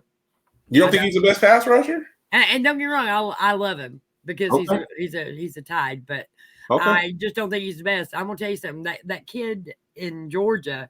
Okay. I got to think of his damn name. But now that one kid out of Tennessee ain't bad neither. Yeah, I mean, these are the type of things here. You know, our offense looked awful when we played Tennessee. Let me tell you, and Tennessee beat us. And Dalton says Jalen Carter. That's his name. Is that the kid from? Is that the kid from Tennessee? I don't think that's his name from Tennessee. I think that may be the guy from Georgia. Okay, the guy from Georgia. I don't follow college. Let us know though. I'm sure. But you know, you always want to, when you have a good edge rusher. You know, Mona, we've talked about this. You want to get a guy on the other side who can kind of, you know, where you can't just. We call them bookends. Yeah. You can't just have one guy on one side because what's going to happen? They're going to put a tight end over there. If you got somebody in that middle of that defense, the bookends don't really help if they can run the ball down your throat. That's true too. Pass rush is the reward. And he was from Georgia. Jalen Carter is the kid from Georgia. Pass rush is the reward that you get for stopping the run. If I know that you can't stop the run, I'm not going to pass. I'm just going to keep running the ball down your throat, and your pass rushes are going to be irrelevant. So we'll see where the Lions go on that. It's going to be really interesting to see where they go. You know, right? And I appreciate it, honey, because I could have looked it up, but it would take me a lot longer than it did you. we appreciate it. And Dalton, I didn't even saw it till the other day. Happy belated birthday to you, man, and happy birthday to my guy Herb Goldie Hawkins. His birthday was today or yesterday, so I know he's probably him and shout out to Goldie Hawkins as well. Goldie Hawkins, yeah. Him and Devon are probably somewhere. Devon was watching the show earlier. I did tag him earlier. Yeah, they're having some alcoholic beverages. Who we got next, Mona? All right, so our quarterback player of the week. Probably the only time I'll ever have Jimmy Garoppolo as our quarterback of the week. But the guy, you got to give him credit. 20 of 29, 220 yards passing. Not a whole lot of yards, but 4 touchdown passes. So you got to give it to him. But he's got a hell of a running game right now going too. So and 2 of those touchdowns were to Kittle. Yeah. One of them, and 2 of them was to Ayuk. And I think Debo ran one in. And Christian McCaffrey, I mean, they showed out in Mexico. Yep. He's a guy, you know, is he Josh Allen? Is he Patrick Mahomes? No. But he's a guy with a lot of weapons, and they just tell him, don't mess this up. You know, I mean, that's very efficient right there. You know, and they can pound you, they can spread you out. I mean, they really do scare me. I'm gonna tell you something. I think the Niners are right back in it. I mean, this is a team that's been in the Super Bowl a couple of times in the past, like 4 or 5 years. You gotta. He said, "Oh yeah, he's definitely getting paid, and he's definitely reading incentives." Yeah, because he even, at the beginning of the season, we thought this was Trey Lance's, year, his breakout year. Jimmy G was done in San Francisco. Let's just keep it about. I did. We even did an alphabet bits on it. So, congratulations to him. All right, so our special teams players of the week are AFC special team player Marcus Jones, defensive back. Great name. Yes. Awesome name, by the way. Marcus. All right, well, I got some footage for you. Check this out. This was the game breaker. I mean, well, this was the game winner. Yeah. I mean, this right here, you go and this is an amazing run back, really. And we just talked about Cordell Patterson. Punt returners too, we had a guy, Deion Sanders back in the day. It terrified you, and for this guy to do that, he had a pretty good game last night too. They didn't get the win, but he had a pretty damn good. But then we will also say that he definitely had some pretty good blocking on that run back. Oh yeah. I mean, and that's the Patriots. You know, they never are really the team to win pretty games. They just find ways. Never heard of this guy. You think of the guys that they've had in the past, no name guys that Belichick finds. Well, they had Cordell Patterson there for a while too. So. Yeah, no doubt. So great win. I wish they would have won last night because they messed up my pick. But and then we have the man of the week, NFC Special Teams Player of the Week, Cordell Patterson. I'm gonna play that footage one more time. Gotta find it. There you go. Gotta. Well, you know what? I ain't going to either because that's 9. Yeah, that's 9 of them. But you get the. But this guy, he's been doing it for a minute. 3-yard kickoff return for a touchdown. And that's where he broke the record at. So congratulations to him. Well, no, 109 yards is the record. Yeah. So you got to, give him his props. And, a lot of these special teams guys, they don't get I don't think that they get the love that they deserve. We talked, a couple of weeks ago, rest in peace to Ray Guy, the only punter in the Hall of Fame. And you get guys out there that I think that should be in the Hall of Fame. You look at guys like a Steve Tasker, from the Bills, Don Beebe type guys. We did Alphabets bits on that. You never appreciate those special teams guys until the game's in crunch time. Those kickers, Tom Brady. Yeah, let's keep it a buck. Has a couple of Super Bowls from Adam Vinatieri. Yep. You got a couple of those. You got a guy that was money. In crunch times and close games like that, able to kick, 50-yard field goals. It's nice to have guys like that. So, congratulations to all of them. So, we are about to do the picks. Mona, can you play the Buffalo Bills bottle? We haven't done that tonight. Let's do that. I'll do that while I'm setting this up. So okay. Yeah. Bills Mafia. Don Brown. Yeah. It's the Mafia, I'm rocking with the Bills. It's the Mafia, I'm rocking with the Bills. It's the Mafia, I'm with the Buffalo Bills. It's the Mafia, I'm rocking with the Bills. Hey. Who you reppin'? What's your team? Who you reppin'? What's your team? I'm reppin' for my team. I got that talent on my team. Micah Hyde, Jordan Poyer, can you catch it?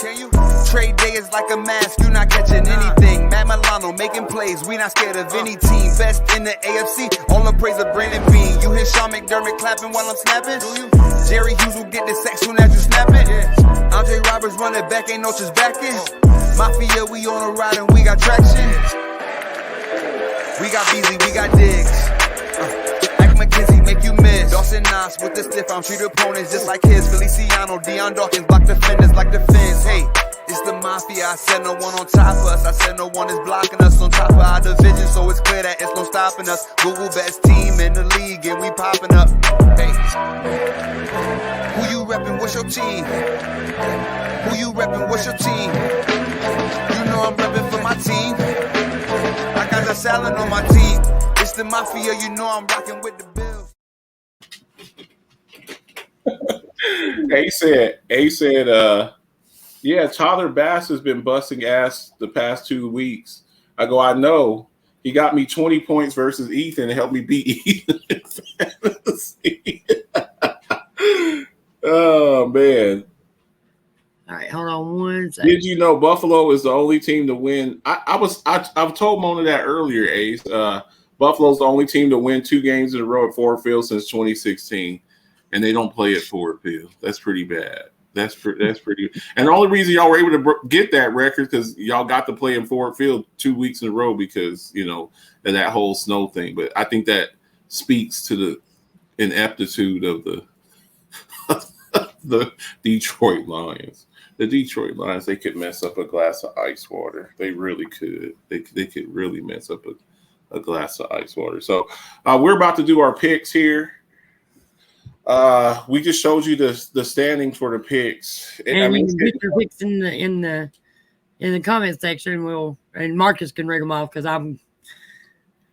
Yeah, Mona's setting up the pick sheet. I usually have this together. Make sure y'all are I think everybody got their stuff in. I was making videos. There's some people that there were some people that were kind of there were some people that real close. I was like, man, I hope y'all get y'all's picks in. Everybody kind of got up, and I'm usually I was up cooking at like 4:30 in the morning. I called Mona at like 4:30 when I was putting my. I had just gone to bed like a couple hours before, and all of a sudden at 6:30 my messenger starts ringing. I was like, and of course when you're asleep and the phone rings or whatever, and you wake up, you think something's wrong immediately. Yeah. All I do, that's me. I mean, yeah. And so I was like. It took me a minute to realize it wasn't my regular phone ringing. It was Messenger, and it was Marcus. And he's like, well, I figured you'd up cooking by now. Well, Gary don't get off work till 7, so I'm not going to cook till about 4. Yeah, I was up at 4:30, 6:30 your time. Yeah. Looking my turkey. Yep. So, yeah, we're ready to get these picks. Me and Mona, we both went 2-1 yesterday. I'm sorry, Mona. I was really trying to help you out on that one there. And you did originally want to pick the Vikings. I wanted the Minnesota game. That was so bad. Yeah, you did. So we both took Buffalo. We had the same picks. We had the same picks for all 3 games. So we were 2-1 yesterday. Yeah, I can live with 66%. I can live with that. So first game we got Tampa Bay. And I think Tampa Bay's coming off of a bye week. Yep. This is the last week that Jacoby Brissett will be the starter. Yep. This is the last week that he will be the starter. But I don't think it's going to be the last game the Cleveland Browns lose. Well, no. I think it's going to take.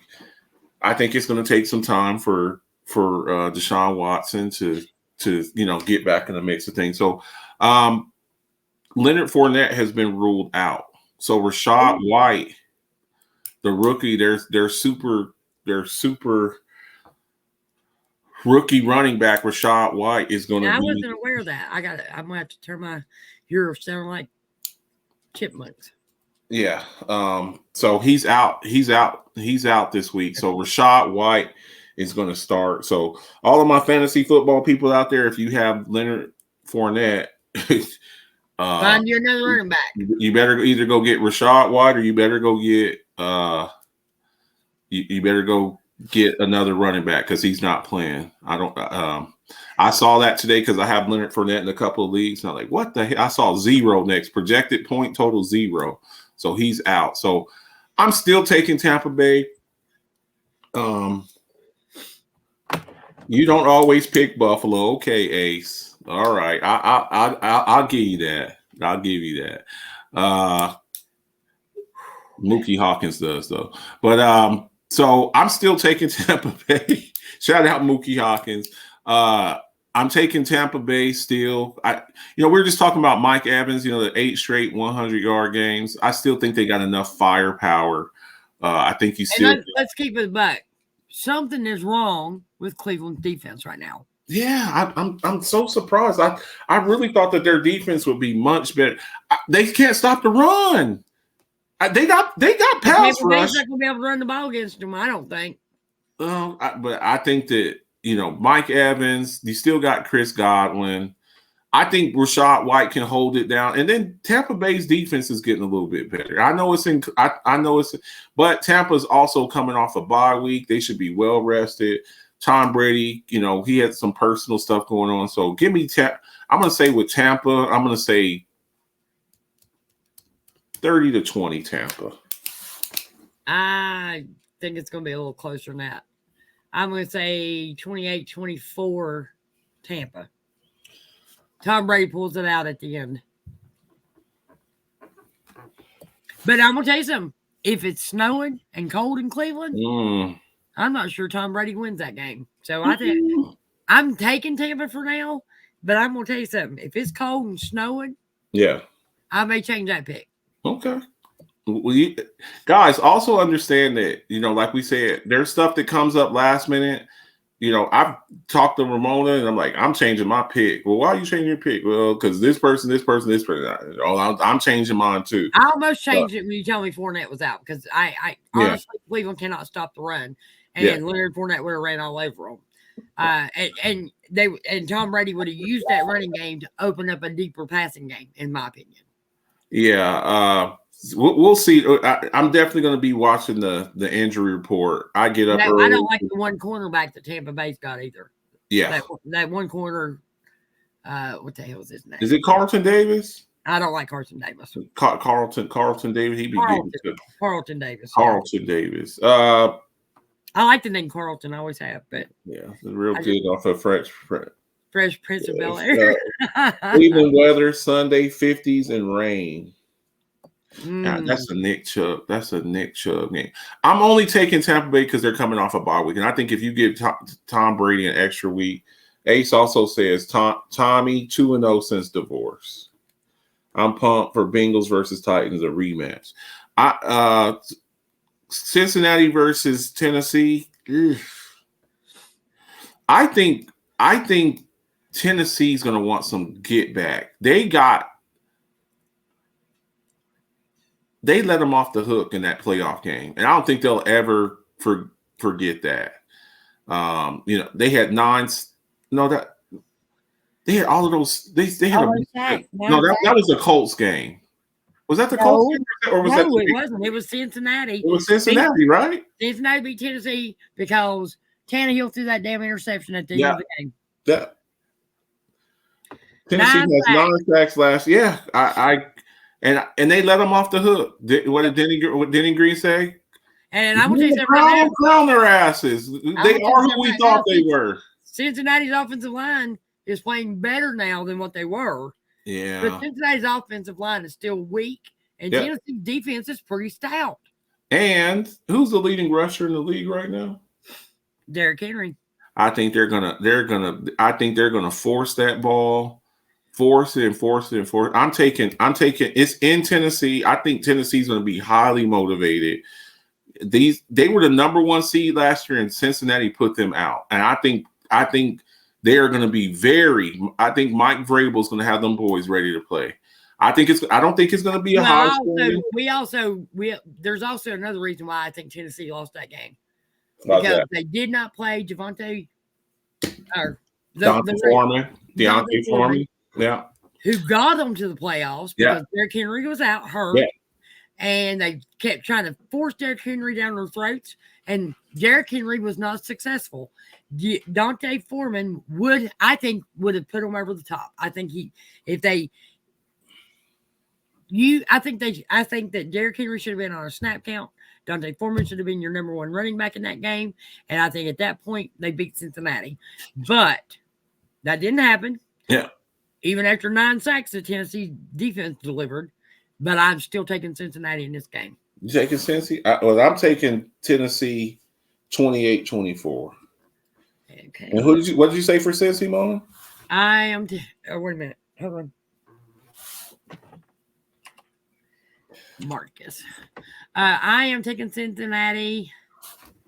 Because the one thing I have seen about Tennessee is you can throw all over their secondary. Yeah. And I think that if Burrow can manage to get the ball out quick, and he has been doing that the last couple of games, I think that Tyler Boyd and Higgins. T. Higgins. Yeah. And I think T. Higgins will actually be the X factor in this game. Okay. I'm going to take Cincinnati 34-24. 34-24. Okay. Let me see here. Houston at Dalton says 22-17. Tennessee has 9 sacks versus Burrow last year. Burrow had 9 sacks in playoffs. Tennessee's D is solid. I like Titans 31-26. Joe Mixon's out too. Oh, I did not know Joe Mixon. Samaje Perine, I forgot about that. Everybody that he was one of the big. All right, so I'm changing that pick. Samaje Perine is starting. Although I do like him. He's really. He's not Joe Mixon, but he's not no slouch either.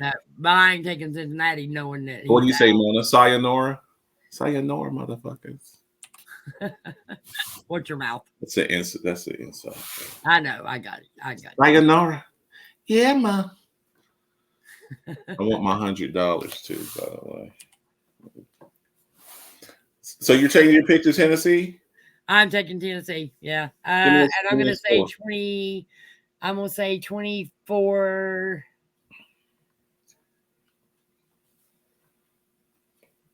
24-21. Tennessee. 24-21. Let's see here. Houston at Miami. Miami coming off a bye week. Houston switching to their backup quarterback. It's in Miami. Miami's coming off their bye week. I think Tyreek and Waddle go off. Now Mostert's out. Jeff Wilson Jr. is going to get all of the carries. I think he can handle it. Yeah, I think he can definitely handle. Give me Miami 30-12. I was going to say 31-14. Miami's 31-14. Let's see here. Dolphins 41-10. Dalton A says Miami should win 35-10. Chicago at I don't know what to pick on this because we don't know if Fields is playing. I don't think for me it doesn't. I mean, for me it doesn't matter. I think that the Jets defense, and then after losing that game last week, I think New York's defense is going to be pissed. I think they're going to be absolutely pissed. Now, Wilson isn't playing. that doesn't mean he might not get put in though. Yeah. So I'm going to go. I still think the Jets win. Chicago's playing for a high draft pick. I would not with CJ Mosley over there on the Jets defense. I would not play Justin Fields, but it's the Bears, and the Bears do dumbass stuff. So I'm still going to take the Jets. I'm going to say I think it's Mike White. I think it'll be a close. I'll say 17-10 Jets. I'm going to take the Jets as well. I don't think it's going to be that much. I'm going to say low-scoring game. I think Jets score maybe 2 touchdowns on defense. Okay. I think Sauce Gardner may very well catch one and return it for a touchdown. He's going to be all over Chase Claypool. Yeah, Chase Claypool, though, you know what? The one thing I did see when he was with Pittsburgh was Chase was going up and fighting for the football. Yeah. And at 6'5", I think that he should be going up and fighting for the damn football. But he should have fought more for the football when we played against the Buffalo Bills. You know how tall Sauce Gardner is? No. He's 6'4". Okay. And not only that, but he's not. And he's fast. He's probably faster too. So I whether he's on Mooney or whether he's on Chase Claypool, I don't think it's going to matter. Not that the Bears throw the ball all that much, anyways. Right. I'm going to say 17. I'm going to say it's close. 17-14. 17-14. Okay. Atlanta at Washington. Let's keep it back. The Rangers are playing some damn football right now. What's that? Washington is playing some Taylor football. Heineke. Let me say this clearly: Taylor Heineke's better than Carson Wentz. Yes, Yes, I said that. For everybody's out there, oh, Mark, Taylor Is Carson Heineke Wentz back yet? It doesn't. To me, it doesn't. I think Ron Rivera's on the hot seat, and I think he's going to roll with whoever's the hot guy is. And I think that's Taylor Heineke. With that, they're playing better. Brian Robinson's playing good. Curtis Samuel's playing good. Scary Terry, we know what he is. Chase Young is back with that deep with those two. Is Marcus Mariota still quarterbacking for Atlanta? And Marcus Mariota still. The only way I can see Atlanta scoring is if Cordarrelle Patterson scores a kickoff return. I'm going Washington. Washington 21-12 Washington. Oh, I got right. I got to write myself a note real quick. If I tell me right on. Change pick in Bucks League to Tennessee. Commanders 2016 from Dalton. Washington wins 24-23. It'll be close. That's what he says. Okay. I'm taking Washington as well. I'm gonna say 24 to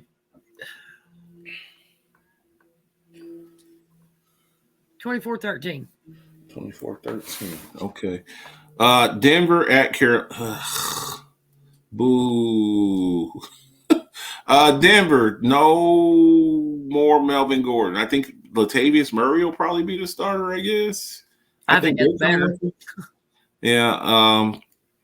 Chase Edmonds is out.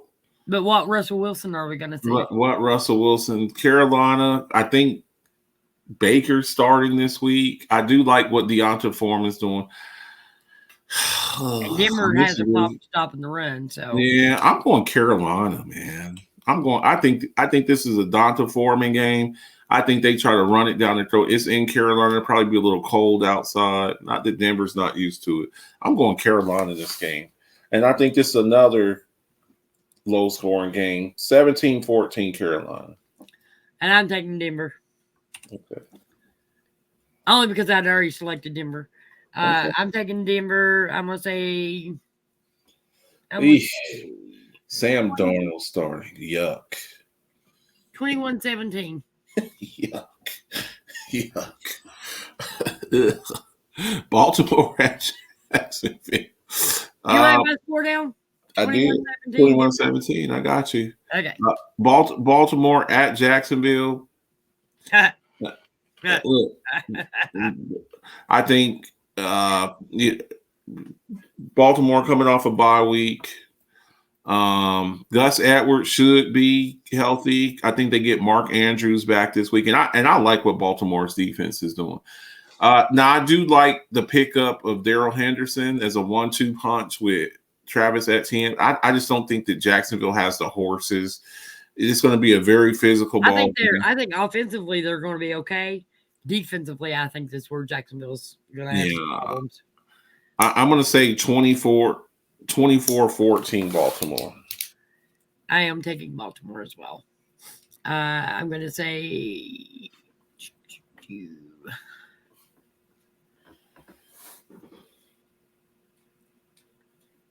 A says I'm going Jags. Baltimore's beat up. Jags 30-24. You say you're taking Baltimore, Mona? Yes, I'm taking Baltimore. I'm going to say Baltimore 31-24. 31-24. Okay, LA Chargers at Arizona. I'm so sick of Keenan Allen. Mike Williams is out again. Now Hollywood Brown's supposed to be back. And Connor's supposed to be. Connor played last week. Well, I know, but he didn't look great last week. Yeah.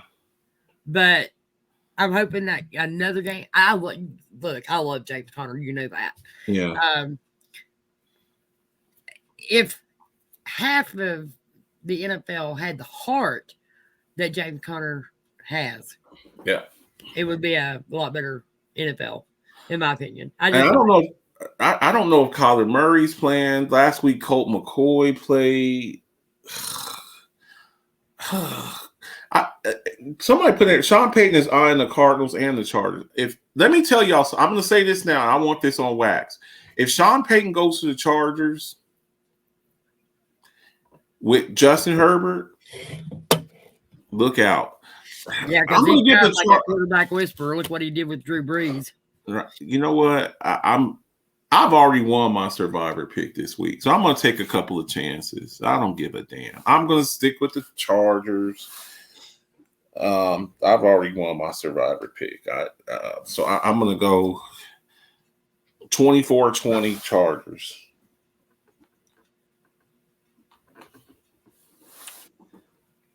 And Murray is playing. He's been out since Call of Duty's been released. I'm taking Arizona. Okay. I think this is a.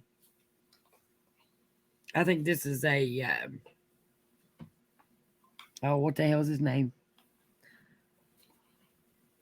Hopkins. DeAndre Hopkins. I think this is a Hopkins game. I hope it is. I've got him in one of my leagues. I hope it is. I'm gonna say 28-21, 28-24, Arizona. Okay, I got you. Vegas at Seattle. I don't trust the Raiders. I think the Raiders are, and they actually won that game. They had the walk-off touchdown, and I don't give a damn. I think the Raiders are trying to get a very good draft pick, and I truly believe that they're going to draft a quarterback in the first round. And I believe that Derek Carr is going to be gone, and I'm going to win $50 from Dustin Davis. So I'm going Seattle. Seattle coming off their bye week. Kenneth Walker, DK, Tyler Lockett, Diggs, the other Diggs, the cornerback Diggs. I'm going with Seattle at home with the 12s. 24-14 Seattle. I'm taking Seattle as well. 28.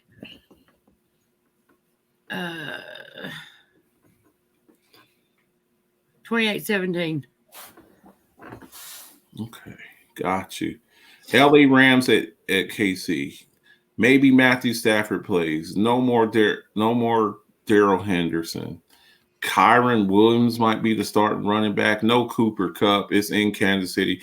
I think this is your blowout special this week. Kansas City, they're rolling. Now they won't have Mecole Hardman, and they won't have the boy from the Giants. And I don't give a damn. I still think that they blow these guys up. Tony ain't playing? Tony ain't playing. I'm going to say 35-10 KC. The Rams have no firepower. I'm going to say 31-14 Kansas City. I think you start seeing Sky Moore get a little, and then I think this is a Kelsey game. Kelsey might have another 3 touchdowns in this game. New Orleans at San Francisco. And I'm also going to think, I think Juju's going to have a good game this game too. He probably will. He'll probably get. Dalton says 45-0. It might just be New Orleans at San Francisco. I think San Francisco may mess around and be the number 1 seed. I think San Francisco is more talented than the Eagles, and I know the Eagles have a better record, but I think San Francisco is that good. And I think the reason why I think that they may have made a step above the Eagles right now is because of the Christian McCaffrey. Yeah, that was a brilliant trade. I think San Francisco. And nobody saw that coming. Nobody thought Christian McCaffrey was going to the 49ers. Nobody. Yeah. 35-10 Kansas, 35-10 San Francisco.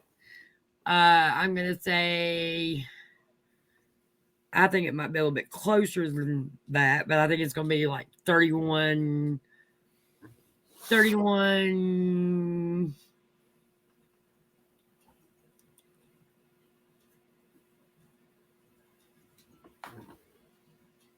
24. 31-24.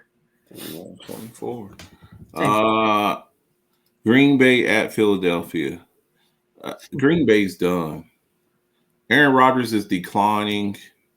Well, it ain't that Aaron Rodgers is declining. He just has no weapons. He's been missing. I've gone back. He's been missing wide open people. He's been missing. I think he's doing it on purpose. He might be. He might be. Philadelphia. Give me some damn receivers, and I'll throw the football. In Philadelphia, I think Philadelphia. They're trying to keep. They want that number 1 seed. Yep. I look. AJ Brown, Devontae Smith.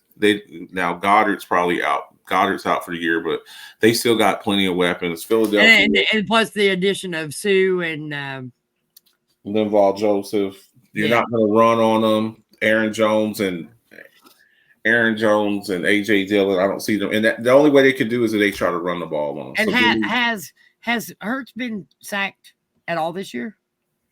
I mean, he gets sacked, but I don't think he's been sacked any this year. I have to check and see that.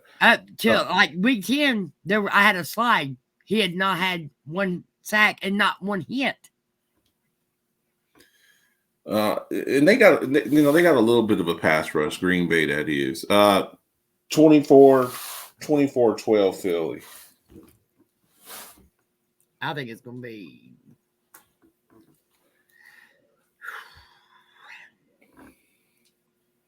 Ace says Green Bay with the upset. If they lose, they're out the playoffs. Green Bay 28-26. Yeah, Philly ain't going. 49ers win 26-14. 49ers 26-18. I'm going to say Philly 26.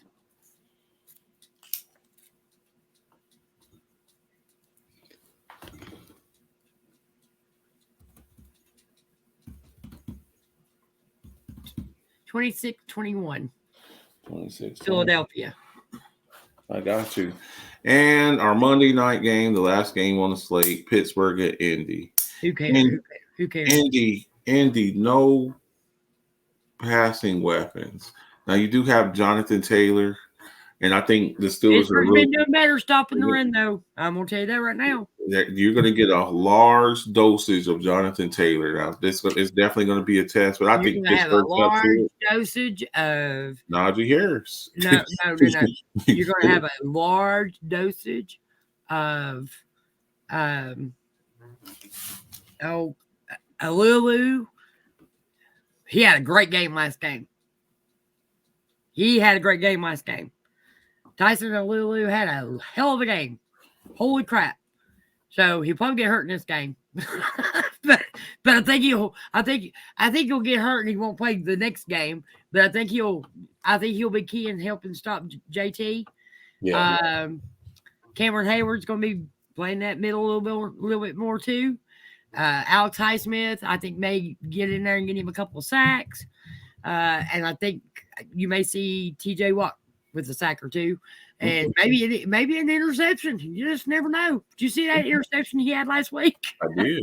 All right. So I'm taking Pittsburgh. I haven't been taking Pittsburgh all year, but I'm taking Pittsburgh in this game, even though they're in Indianapolis. I am taking Pittsburgh 21. Let's see. I got Pittsburgh 17-10. I don't think it's going to be that many points. I think 21-13. 21-13 Pittsburgh. Wait a minute. You are taking Pittsburgh? I am taking Pittsburgh. I think y'all's defense will get out. And I think Matt Ryan, I think y'all are going to be all after Matt Ryan. I think TJ's going to start. What did you say your score was? 17-10. It's not going to be a high scoring game. These are not offensive chalk. When you say 21 points, that's 3 touchdowns. I don't see either one of these teams scoring 3 touchdowns. Yep, and I do. I think it's going to be a defense struggle. Both of these are very anemic offenses. I don't see a lot of touchdowns. I think. Why did I put 17? Oh, you said 17-10? Yeah. All right, and what was it I said? 21-13. Because I think we're going to have a defensive touchdown. And I think this is a Najee Harris game. I think this is the Najee Harris. And Warren's kind of banged up. He was questionable. I looked at the injury report.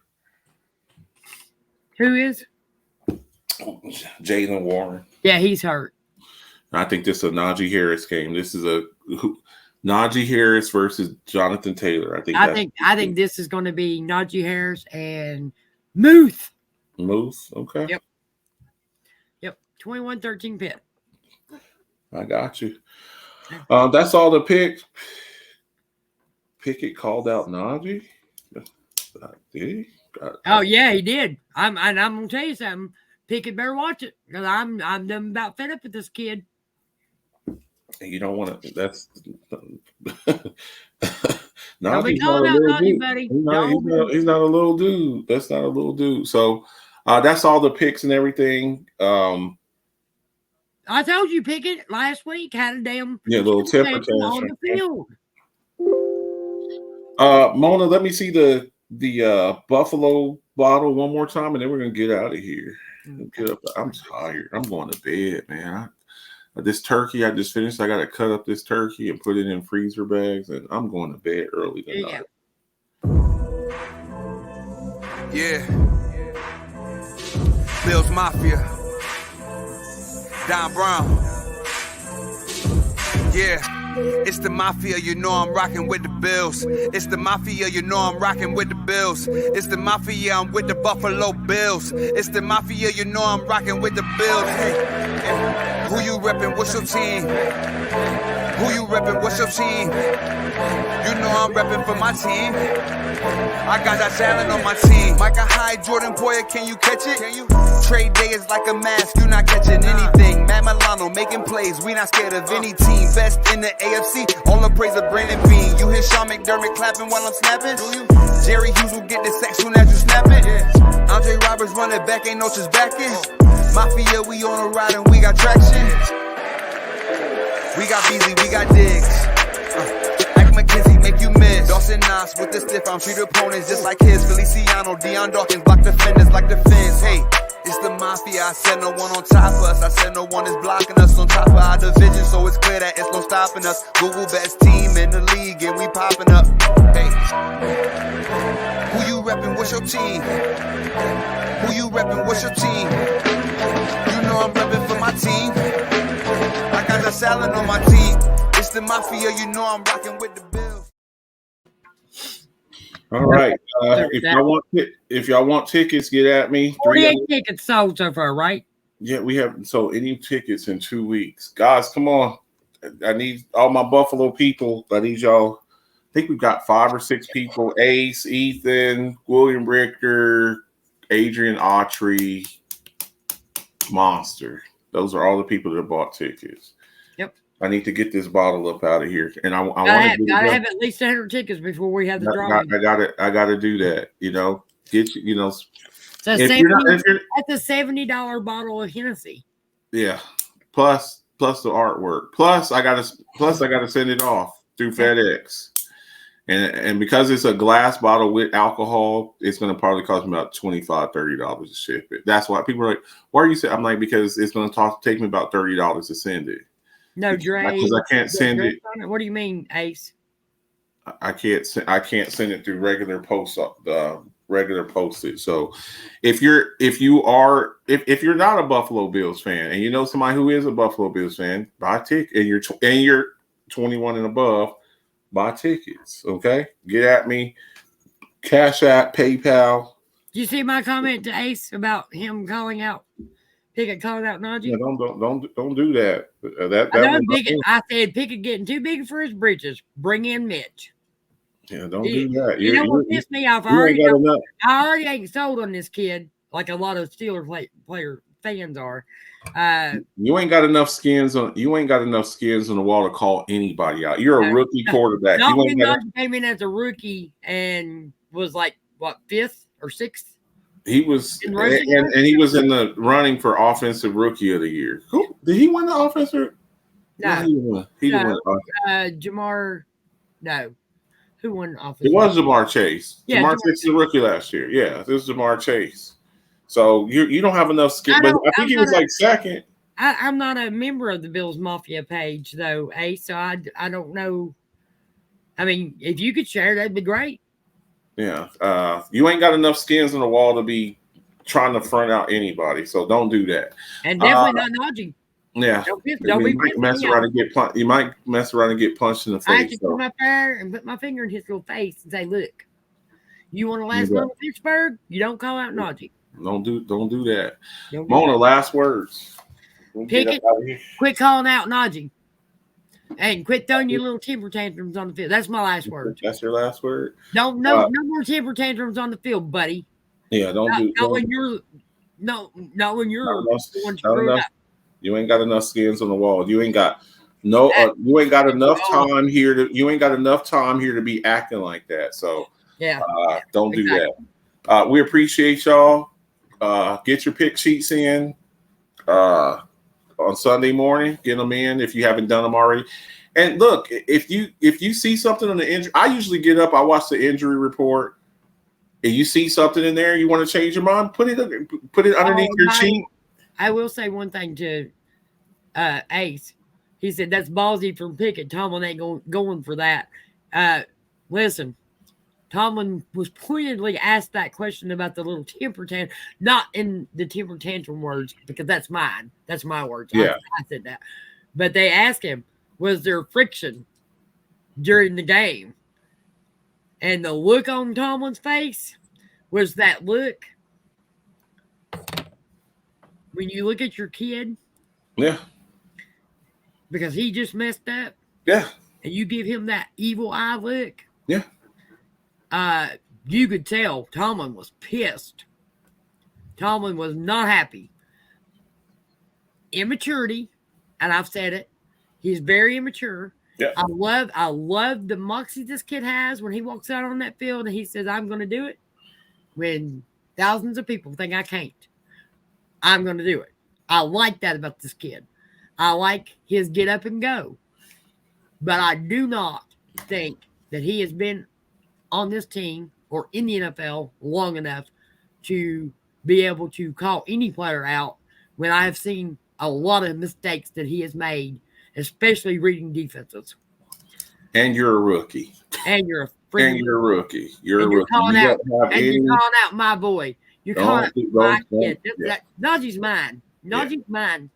And I can tell you, I would never leave the Pittsburgh Steelers as a fan. But I can tell you something. If something were to happen and Najee were to actually leave Pittsburgh, wherever he goes, God help me, please don't let him be a Cowboy. Please, God, don't let him be a Cowboy. And please, God. I know you're rooting for James Washington. Don't let him go to the New England Patriots either. But if you go somewhere like that, or even Buffalo, God help me. Please no Buffalo.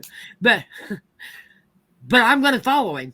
Just like I did Ivan Pudge Rodriguez when he left the friggin' Rangers and he went to the Florida Marlins and won a damn World Series with them. And then he left and he went to the Yankees. I followed him, the Washington, what was it? Nationals. I followed wherever Pudge was my. Look, I have two favorite baseball players. Well, more than two, but two recent favorites. Randy Johnson, the big unit, and Pudge Rodriguez, the best catcher to ever play. You're a Randy Johnson fan after he disintegrated that bird. Oh, I love Randy Johnson. You just got to look. I met him in person. Let me tell you, the whole time I'm getting his autograph, I'm like this, looking up at him, and then he kissed me on the cheek. I didn't wash my face for a week. 6'10". So, yes, get your sheets. Here's my butt, Ace. He is not coming to Buffalo. Get your sheets in. Hope everybody had a good Thanksgiving. He said, "I'll buy a Najee jersey if he comes to Buffalo." I might have to wear a Buffalo Bills jersey. God almighty. Right. Get your sheets in. Hope everybody had a good Thanksgiving. I hope all my people in Buffalo who've been buried underneath snow over there Please be careful out there, everybody. The weather's kind of changed. It's starting to snow in different places. Please be careful with that. Yeah. We're getting towards the end. So good luck with your fantasy teams. I got a big battle against Otis this Hey, week. you could get rid of 3 running backs if you brought Najee to Buffalo. And hell, you could keep y'all love Devin Singletary. Singletary and Najee. That would be unbeatable. I think you would keep James Cook because he's on his rookie deal. Well, yeah, probably could. Yeah, he's on his rookie. That way you can save some money to pay Najee because you're going to have to pay that boy, let me tell you. Yeah. He's going to garner $15-16 million. When he comes up, he should be pretty. I hope everybody has a good evening. Had a good Thanksgiving. We're about to get up out of here. Get those tickets, and yeah, Ace, if you could share that for us. I mean, I can email it to you so you can share it. I want to try to get this off. I want to get this out of here by. I want people to have it by Christmas. That's my goal. So that's what we're trying. Can you imagine as a Bills fan opening up a Christmas present and you open it up and it's that beautiful bottle? Hennessy. I wouldn't drink it. I have to deliver this one to Clovis. I got to deliver this one to Clovis. Wait a minute. I got to know. Oh yeah, that's the one that Elahio won, and I still got this one right here. This is the George Lopez, Mexico one here, and I had somebody. I'll give you $80. I'm like, hell no, I'm not selling to you for $80. I'm not giving it to you. If you had went to that damn show. And Lopez would have looked at you and said, "I'd like to have that bottle." I might have just. You would have gave it to him as long as I would have. I would have given it to him. I definitely would have gave it to him. Y'all have a good night. We're gonna get up out of here. You want to go to the teams this weekend? See ya. Okay. I'm looking. Not a damn cherry cup. Count up.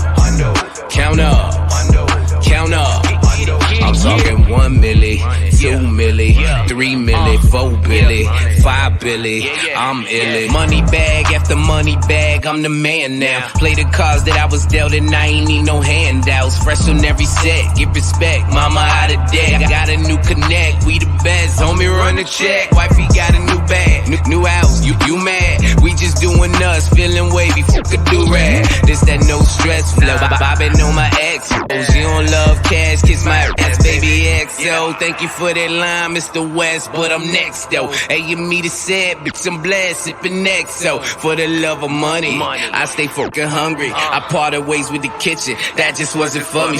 Every show they love me, now I'm showing love back. They ain't taking nothing from me, so I throw a couple stacks. You when I'm in your town, have some fun, blow it back. With me when I'm around, trust me, shorty, I'll be back. I've been on the come up, running to the ones go. Boy, I got that one up, hustle when the funds low. Sundown the sun up, all I want is the cash. Now homie, run me the stash, put the ones in the bag. Now count up, count up, count up, count up. Okay.